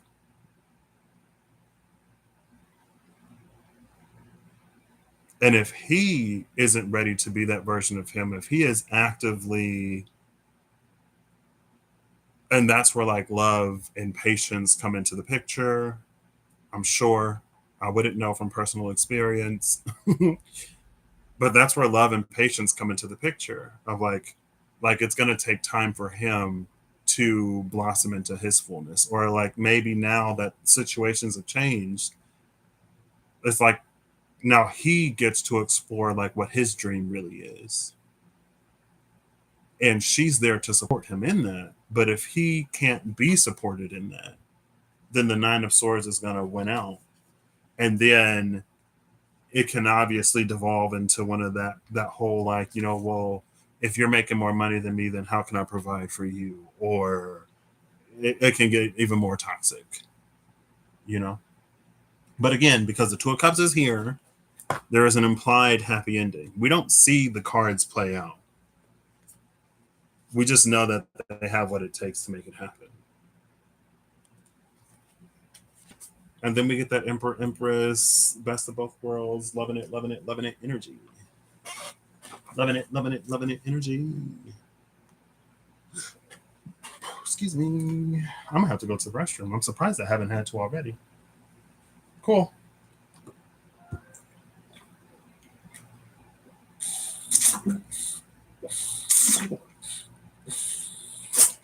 Excuse me.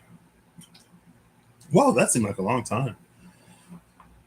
And so the tear in the vessel here for the Mother of Cups, it would be to receive, it would be to be provided for by the Father of Cups in a way that supports her dream, right? And so if her support is always pouring into somebody else, if her support can never accept, so that she does pursue her own dream. If she's always like, oh, like you don't have to pay for the culinary classes, you don't have to pay to get me those ingredients, you don't have to pay for this fancy kitchen stuff. None of that is necessary. I just want to say I'm fully putting that out there. But if she can't receive like her dream being provided for, not just her immediate needs, not just her base wants and desires, but her dreams, the things that she like long for, the things that she longs for. She longs, yeah. Even if things is plural, she is still singular. The things that she longs for, can those be provided to her? So that's her tear that maybe she has to open up, and the tears that she has to shed to allow her to become that super famous chef. And then the tear for the Father of Cups is again that whole like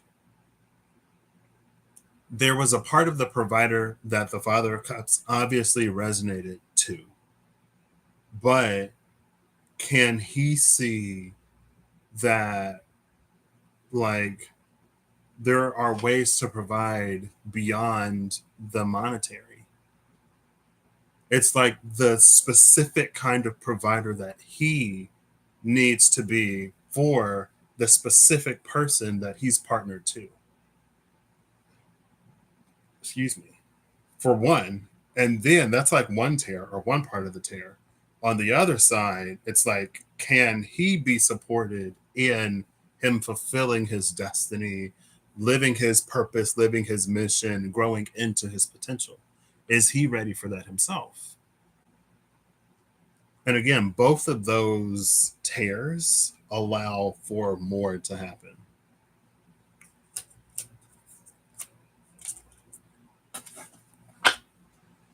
Cool.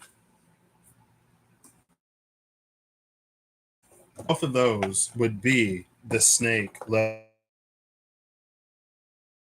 Both be the thing that allow us to experience something different, right?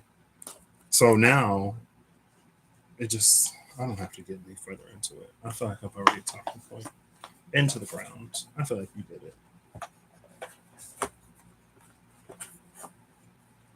If you don't get it, then reflect on it, meditate on it if it resonates for you. If it still doesn't, then just ignore it. And that's the thing about, so aletheia can also be truths that lead to greater truths, right? So again, for that masculine, it's true that I want to be a provider. The greater truth would be like, how is it that I want to provide? This is where it can get a little gray. It can get a little bit gray because we're meeting another individual and it's not necessarily always about what we want. Maybe there's a compromise in how can I provide in the way that I want to provide that also meets how the other person needs for me to provide. Right? Maybe there is some flexibility there. So we both get what we want. I get to love you how I want to love you, and you also get to be loved the way that you need to be loved, and vice versa. Because sometimes the way that we express isn't necessarily the way that someone else recognizes or needs to receive. And on one hand, there's the camp of, well, that's not alignment. You're not meant to be together. That's not your person. That's your. Go out and find somebody else. On the other hand, there is that, like, well, can we still like learn and grow and like have these conversations? It doesn't necessarily, like, just because something takes a little bit of like patience or understanding or work doesn't mean that it's not worth it. Unless for you it does, then take that and go with it. You know what I mean? Mercury again. Mercury came out before. I don't remember if it was the final card, but I did see Mercury very early into shuffling this deck before I went live. Because I was going to be like, ooh, let me get my iPad to see where Mercury is.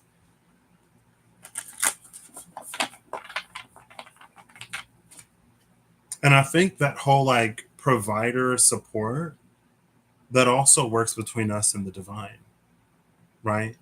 We, and us providing for the divine, we become the person that we need to be to give hope to like people who are desperately in need. Like if you've ever had a stranger that completely made your day and that even turned your whole perspective of something around, and like you get your life together because of that stranger, like that's what we provide for the divine. It's a service that we provide for the divine through way of being there for each other. We are someone's answered prayer. That's how we provide for the divine. One way that we can provide for the divine. But then can we be supported in us living our dream, fulfilling our greatest potentials on the other side of that? You know what I mean? So it doesn't have to be with the person. Ooh, Autumn and Sun Splendor. Okay. This what I love about Autumn and Sun Splendor is that you ain't got to wait for the winter time. You ain't got to wait for it's not tied to a season. The whole thing about this being like a rip in the dimensional fabric of space time is that it is independent of whatever season is on the other side. This is like one of those on Halloween when the veil is the thinnest and the planets align, then this portal opens. It's like accessible whenever. Because again, it isn't a test, but it is, but it isn't. Any moment can be the moment where we choose to be great. Of course, there are certain moments where it's easier. There are going to be other moments where it's more difficult. But any moment can be that moment. That is the triumph of the human spirit and the beauty of the free will that we have.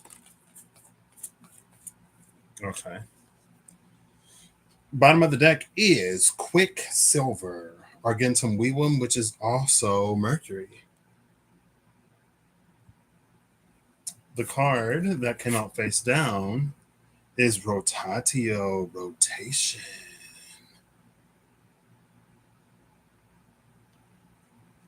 This is an interesting, under Quicksilver is antimony. This is an interesting combination of cards. Right off the rip, right off the top, low hanging fruit, fresh off the brain. Argentum Vivum and Rotatio. This is turning Quicksilver into like regular silver. Turning a flash of something that is ephemeral, something that is short lived, something that is temporary, something that blazes brightly and then eventually fades away like the flame of a candle. It turns that into something like long lasting.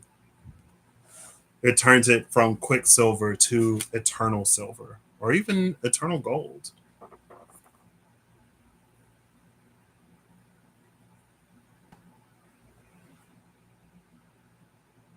This is like,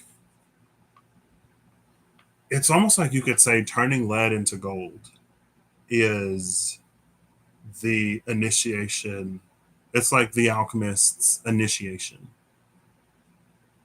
It's a metaphor, so just stick with me if it resonates. If it don't, then ignore me. It's like turning lead into gold. It's marketed, it's sold as the great work of the alchemist, but in truth, that's the initiation. That's the test to be an alchemist, right? Once you've turned lead into gold, now you can call yourself an alchemist. But that's not like the ultimate goal of alchemists.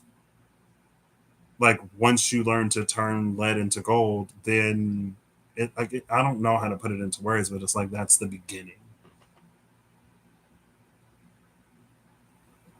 And this feels like a more advanced alchemy or a path of a true alchemist to like turn something from Quicksilver into silver, to turn something from something that is short lived, that is quick, that fades as quick as it flickers into existence, and to make it more permanent. And again, the rotation, duh.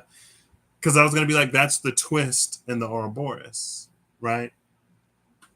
I wish I had. Oh, here's your Ouroboros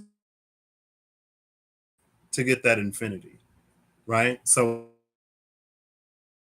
into the Ace of Swords, the snake around the Ace of Swords, where it's like rather than experiencing this greater cycle of like highs and lows, you put some kind of twist in it. So now you just get highs. There are relative highs rather than this whole whatever. And again, that's the alchemy of rotation. It is a twist that you put in that energy.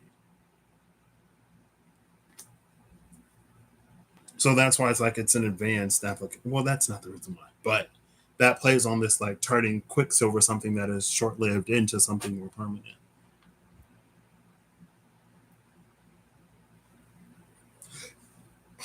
Because antimony is here, it could rely on like greater cosmic forces or a greater understanding, right? Now, you could say that the same alchemy that you, from a scientific level, from a scientific perspective, the same alchemy that you use to turn lead into gold can be used to turn Quicksilver into silver. If can it? One second. Mercury, is that an element? It has to be, right? Liquid mercury. Mercury is an element, right? It has to be, right? Yeah, the toxic chemical element. But what is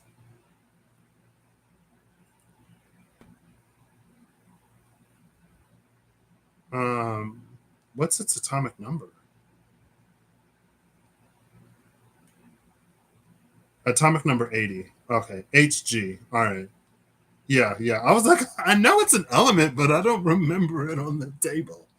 I know like gold is Au aurum, silver is Ag argentum. I was like, I don't remember.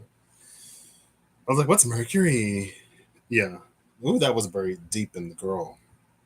But yeah, so the same alchemy that can turn lead into gold can be used, a variation of the process can be used to turn quicksilver into silver. And I think you might be able to, from a certain very base, not scientific perspective, you could say that it's easier to turn quicksilver into silver. Girl, let me just get a periodic table. Oh, maybe not. Lead is 82. Mercury was 80. And I feel like silver and gold are right next to each other, which means they should have a difference of one. Whoa, silver is 87? What is gold? Wait, did I say 87 or 47? Silver is 47.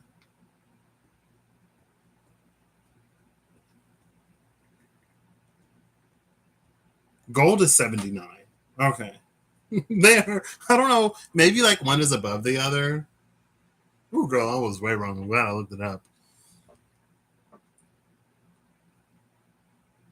So, Mercury is right next to. I gotta go to the bathroom. I'm sorry. It just hit me. Mercury is right next to gold. So it's actually easier to turn Mercury. See, oh, wait. I'm sorry.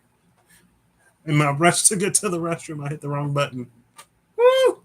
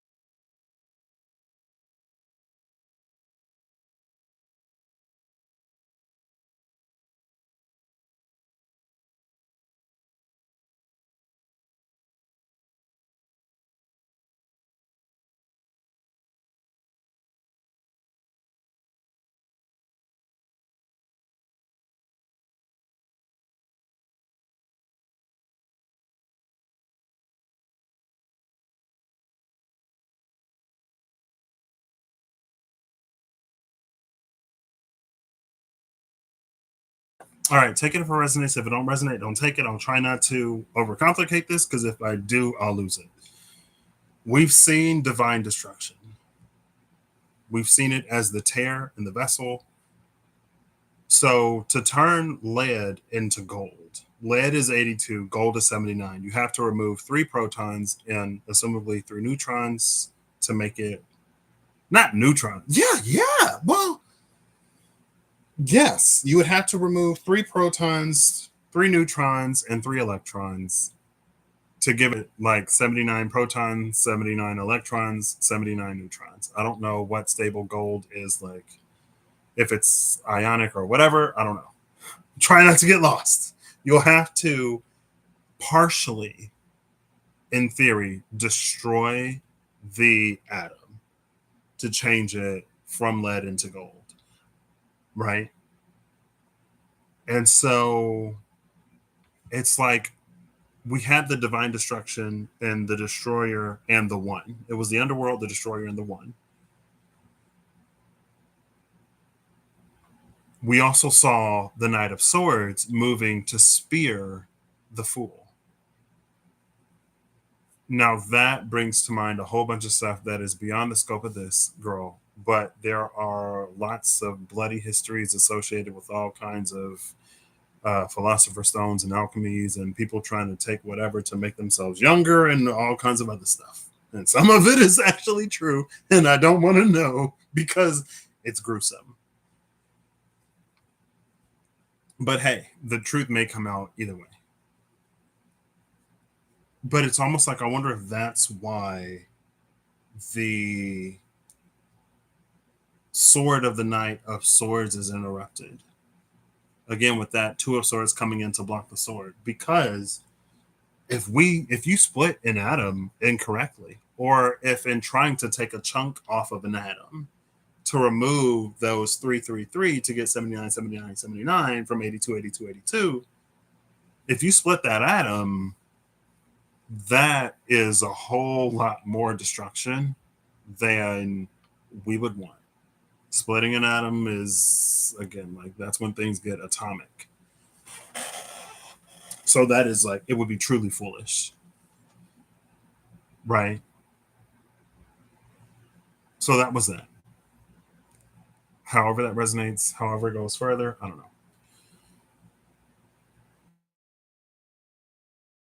I'm going to say, like, Quicksilver and even. But from Quicksilver to gold, that's even easier than lead, unscientifically scientific, because you only need to lose one proton, neutron, and electron to go from the 80 of mercury to the 79 of gold.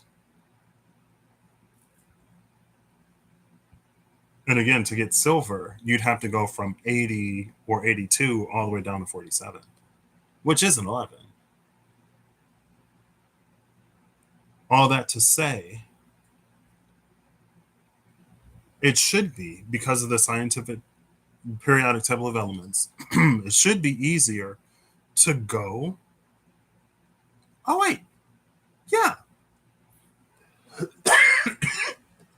Ugh.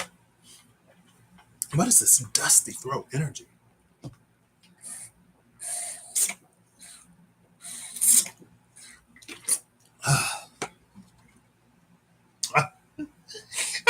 It's fine.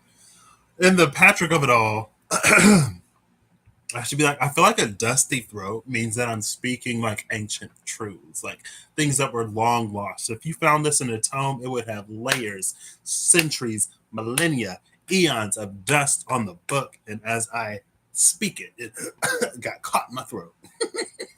Let me stop.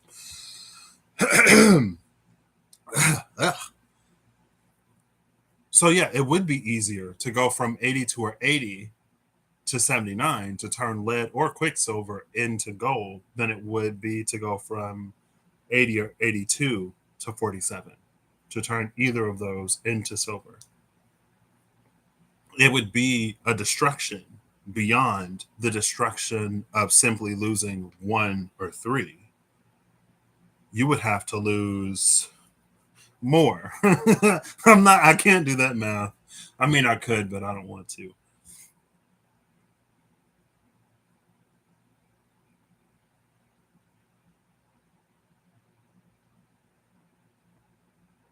And it's also, I don't know, with this antimony, it feels like that is firmly in the realm of, it's like, to get from point A to point B, you would have to cross into the ethereal.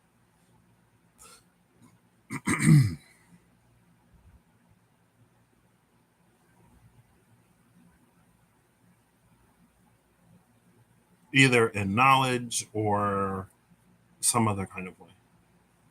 So yeah, that's Rotatio Quicksilver. You could say it's advanced alchemy. I feel like it's advanced alchemy to a non-alchemist.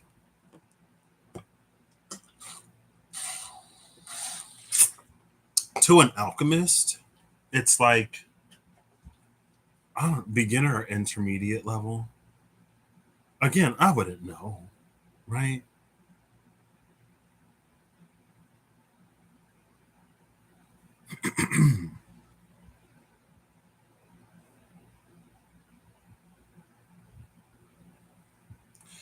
Yeah. See, the antimony in this, metaphorically, it's almost like, so to change Quicksilver into silver, this is, and again, we're crossing boundaries and realms and everything else with this antimony energy.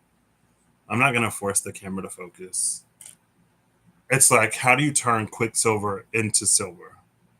It's almost like, so in my mind, this is how it presents, and this is why antimony is here.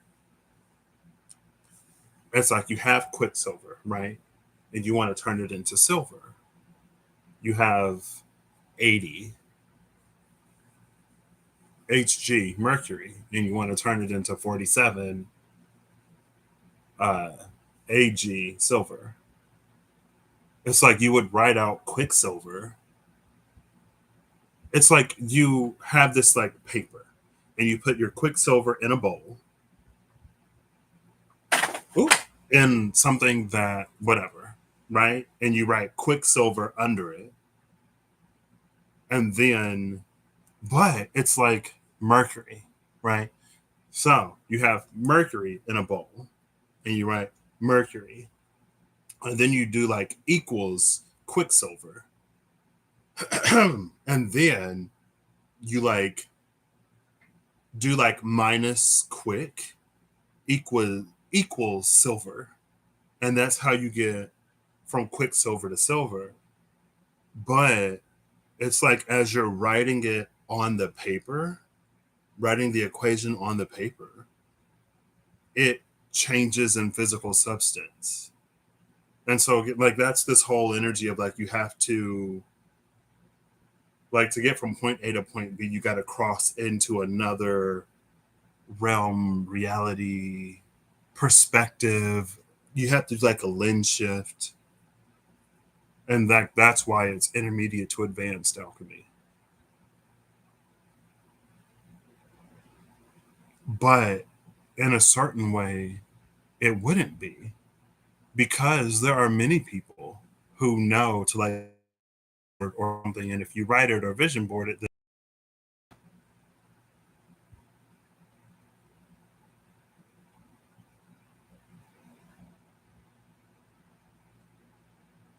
oh, am I frozen? No, I see myself moving. Okay. It's like, oh, I wish I had a piece of paper. I do have. I have a pen here. Which color am I going to use? This one. I'm going to draw it out because I feel like it. Now I just need a piece of paper. I don't want to rip paper out of that book.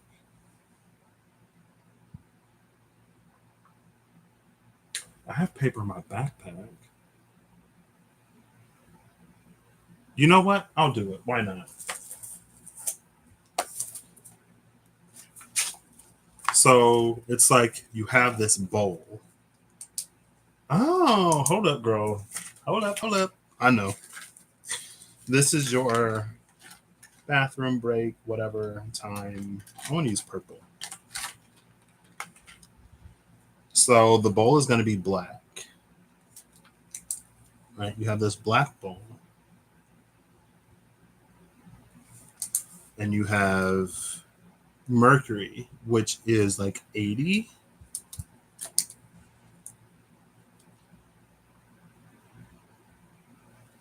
And you got all this mercury in the bowl, right? You got a lot of mercury. And then it's like you put it on this table. The table I'm just going to symbolize by these, ooh, girl, terrible black squiggles outside of the circle, and you write like Mercury equals Quicksilver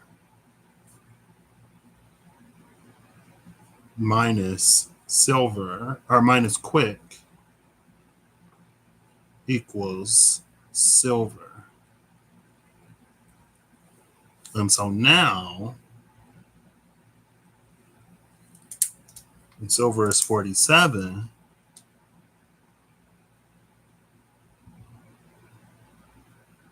and you have all these silver now on the same table.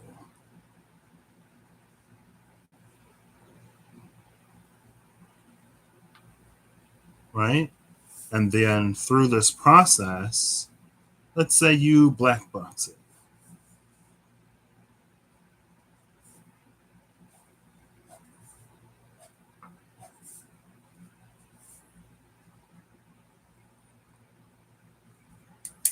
And in the black box, you get all kinds of this blue because it's the gray wolf.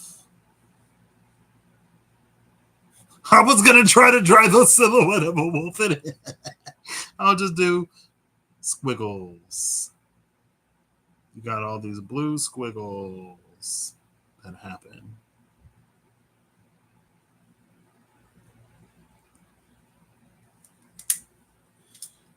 And it's interesting because this black box is the empty room that we look for, right? So it's like you got a bowl of mercury on the table, and you write out mercury equals Quicksilver minus quick equals silver. And then you do whatever, and it's like the mercury in the bowl becomes silver. Which is a metaphorical. And these are like, so my journey buddy, when I visited her, she got me this notebook, and it's like far out notes. And it's like, oh my gosh, the void of space.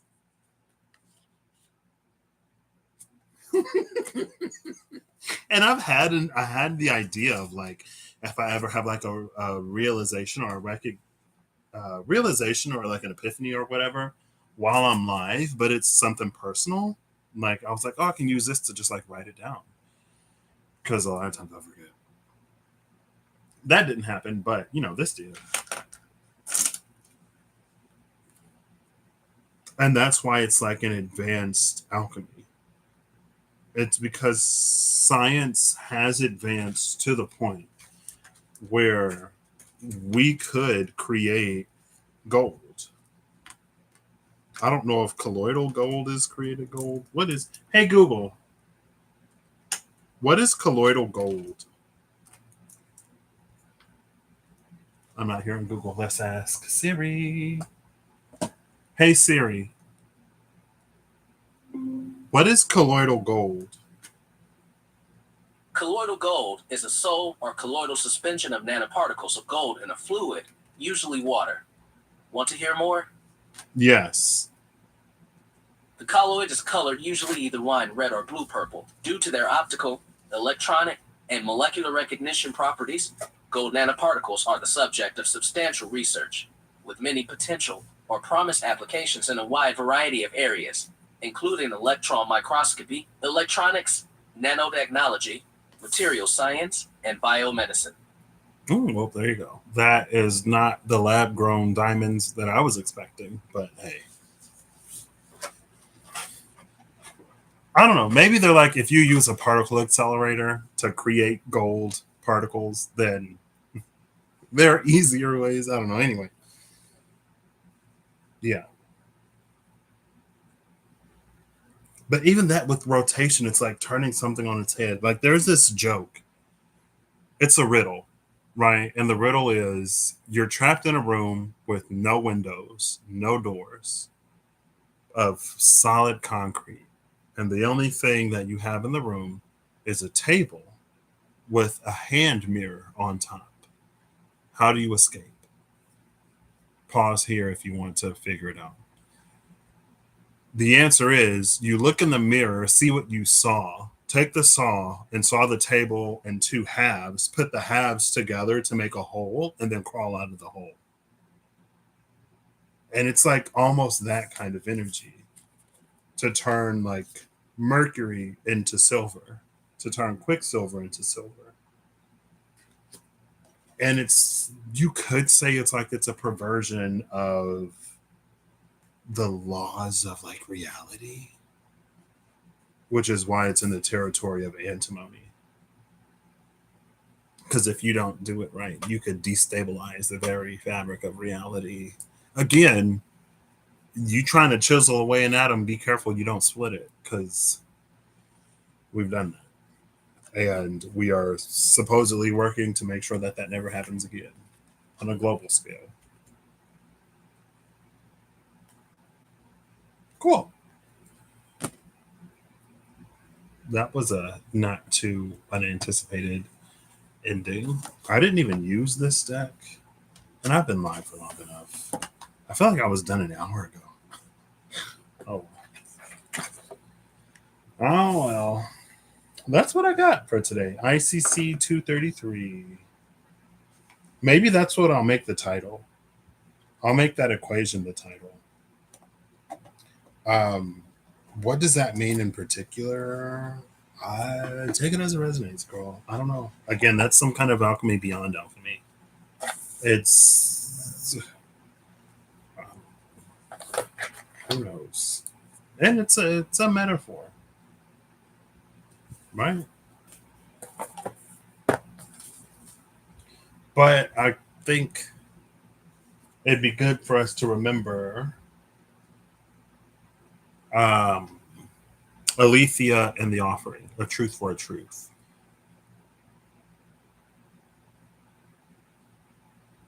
And now I'm thinking of, again, like Fimbulvinter and Ragnarok.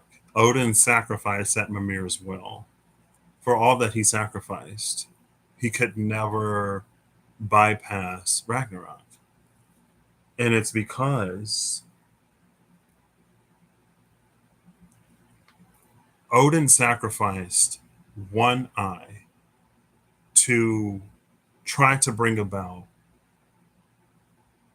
to try to circumvent this huge event that he could not see a way to get around. And the point, the very fact that he couldn't see how to prevent Ragnarok from happening means that he should have sacrificed both of his eyes to get an outcome that one can't foresee. How do you only sacrifice half of your vision? Right? It's like it'd be different. Signal to noise ratio came out. It didn't come out. I came across it recently ish. It's like it'd be different if there was something that you saw and there was a lot of noise. And so to eliminate all of the noise, you reduce half of your vision so you only see the outcome. You only get pure signal, no noise. That's different than you can't see anything at all. And you think sacrificing half of your vision is going to give you something completely unseen? No, you got to sacrifice both of your eyes if that's what you want. But he couldn't make that sacrifice. He didn't. I'm not going to say he couldn't, because who am I compared to the mighty Odin? He didn't make that sacrifice. And so he didn't get an outcome that he couldn't see. He just blinded himself and hoped for the best, I guess. And did it work? I don't know. I mean, Ragnarok still happened. Maybe it wasn't as bad as it could have been. How do you define bad when it comes to Ragnarok? I don't know. But we have the tear with Fimbulvinter, which is a way to overcome all of it. Cool. I'm going to get a card from the mini. Even though I didn't use it, I did shuffle it. And then that'll be it. So, final closing remarks from the one and known Pocket Tail. Ooh, the Star and the Seven of Pentacles. I love this energy. This is giving me trajectory. But it's like that. Or like, no, not like that. It's like this. Or maybe that way. No, this way. Yeah, it's like that. It's like when you're plotting the whatever, and then you hit the star in the sky. I don't know if that's some kind of astrocartography, and not astrocartography in the way of astrocartography, but like using the stars, astronavigation maybe, using the stars to navigate whatever. Like the North Star, it always points north, and like other whatever, right? How would that work? Like I'm thinking of the Lionsgate, right? 8-8. They say in that period of time between July whatever and August whatever, Sirius and some other stars line up over the three pyramids. And so it's almost like if you know that it's around that time and you're trying to get to the pyramids for whatever reason, then if you follow Sirius, then you'll get to that place. Which isn't necessarily the way that I originally saw that trajectory with the star. I feel like that was more so like a launch. And maybe that's like breaking through the atmosphere. Your angle is too low, then you don't breach the atmosphere. If the angle is too high, then you have to have more fuel to give it more thrust to go like straight up rather than like going out. I'm not a rocket scientist. I didn't understand physics until thermodynamics. So a lot of the physics that I do understand is like, fluid flow and heat flow and stuff like that. The pure raw, that wasn't my specialty. Oop, there we go. We got a clean. Oh, I don't know if it was a double flip. The hangman.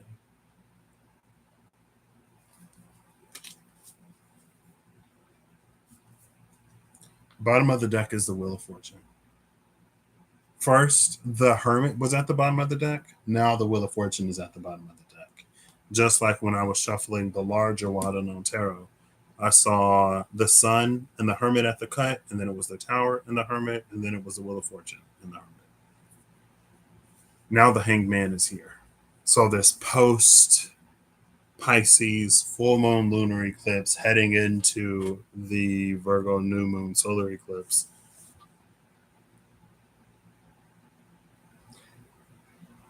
This, though, the Hangman, it's giving me the energy of the mentor.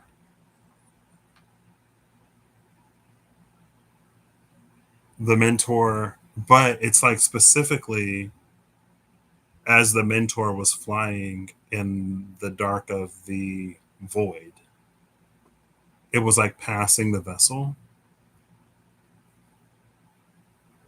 And it's like that's some kind of conversation between the vessel and the mentor. That could be a divine revelation. And again, part because antimony was there specifically, part of that advanced alchemy, it plays with the laws of reality in some way.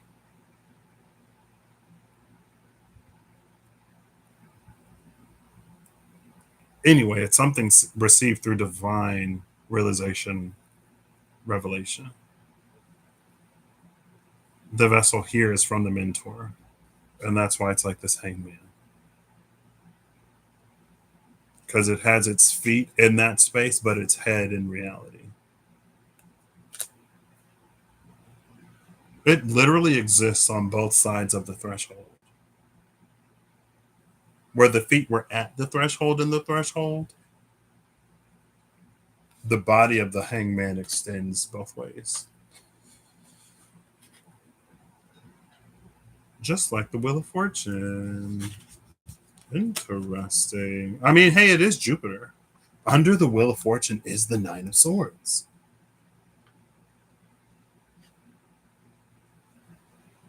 Oh, the Nine of Swords, Odin. He should have sacrificed both of his eyes to get the outcome that he couldn't even see. That's like this energy right here. That's why Hang True for me, especially. But I think in the final edition, it did become that. But I remember when the runes were still being raped, something about Hang True was like, if Odin would have hanged from the world tree properly, like it speaks to the realizations that he would have gotten. Like, you think you're going to hang for 9 days, sacrifice one eye, and be able to prevent all that is Ragnarok?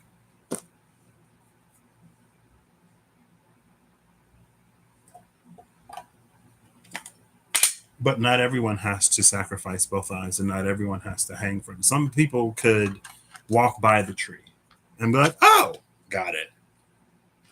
Some people would like go to Mimir or go to the Fates, the Norns, and they would ask a question, and just based off of the answer that the Norns gave them, they would figure it out. They'd be like, "Oh, interesting how you worded it that way."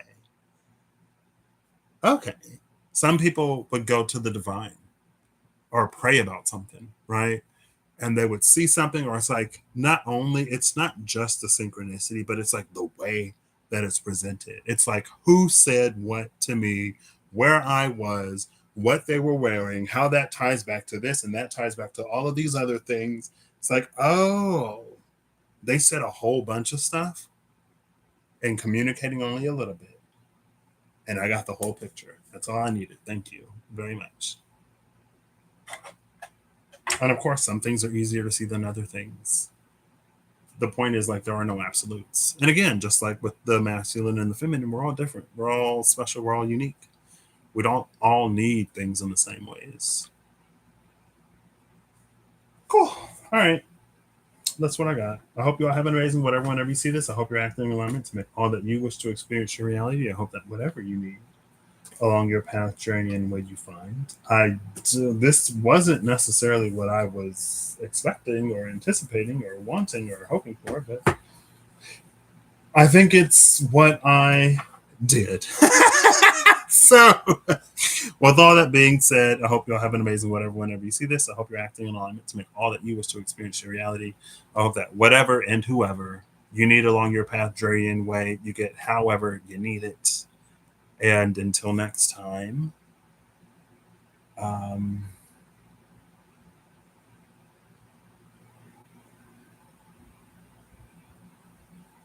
I don't know. I feel like there's like this gravity that makes me want to like lean forward, which is giving black hole, which is giving a pull, which is giving event horizon type energy. Do I know what event horizon is? No. Yes and no. Mostly no, but yes. Um, but also there was it the edge of eternities?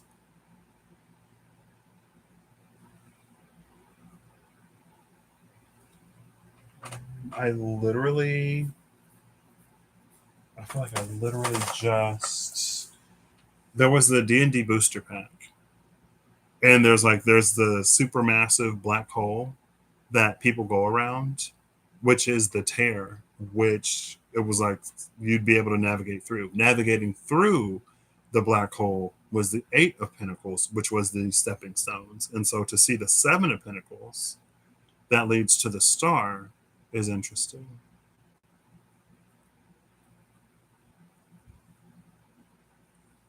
We did see the mentor in that antimony type void. There was also another booster pack, I remember, where there was like a space, this intra dimensional space.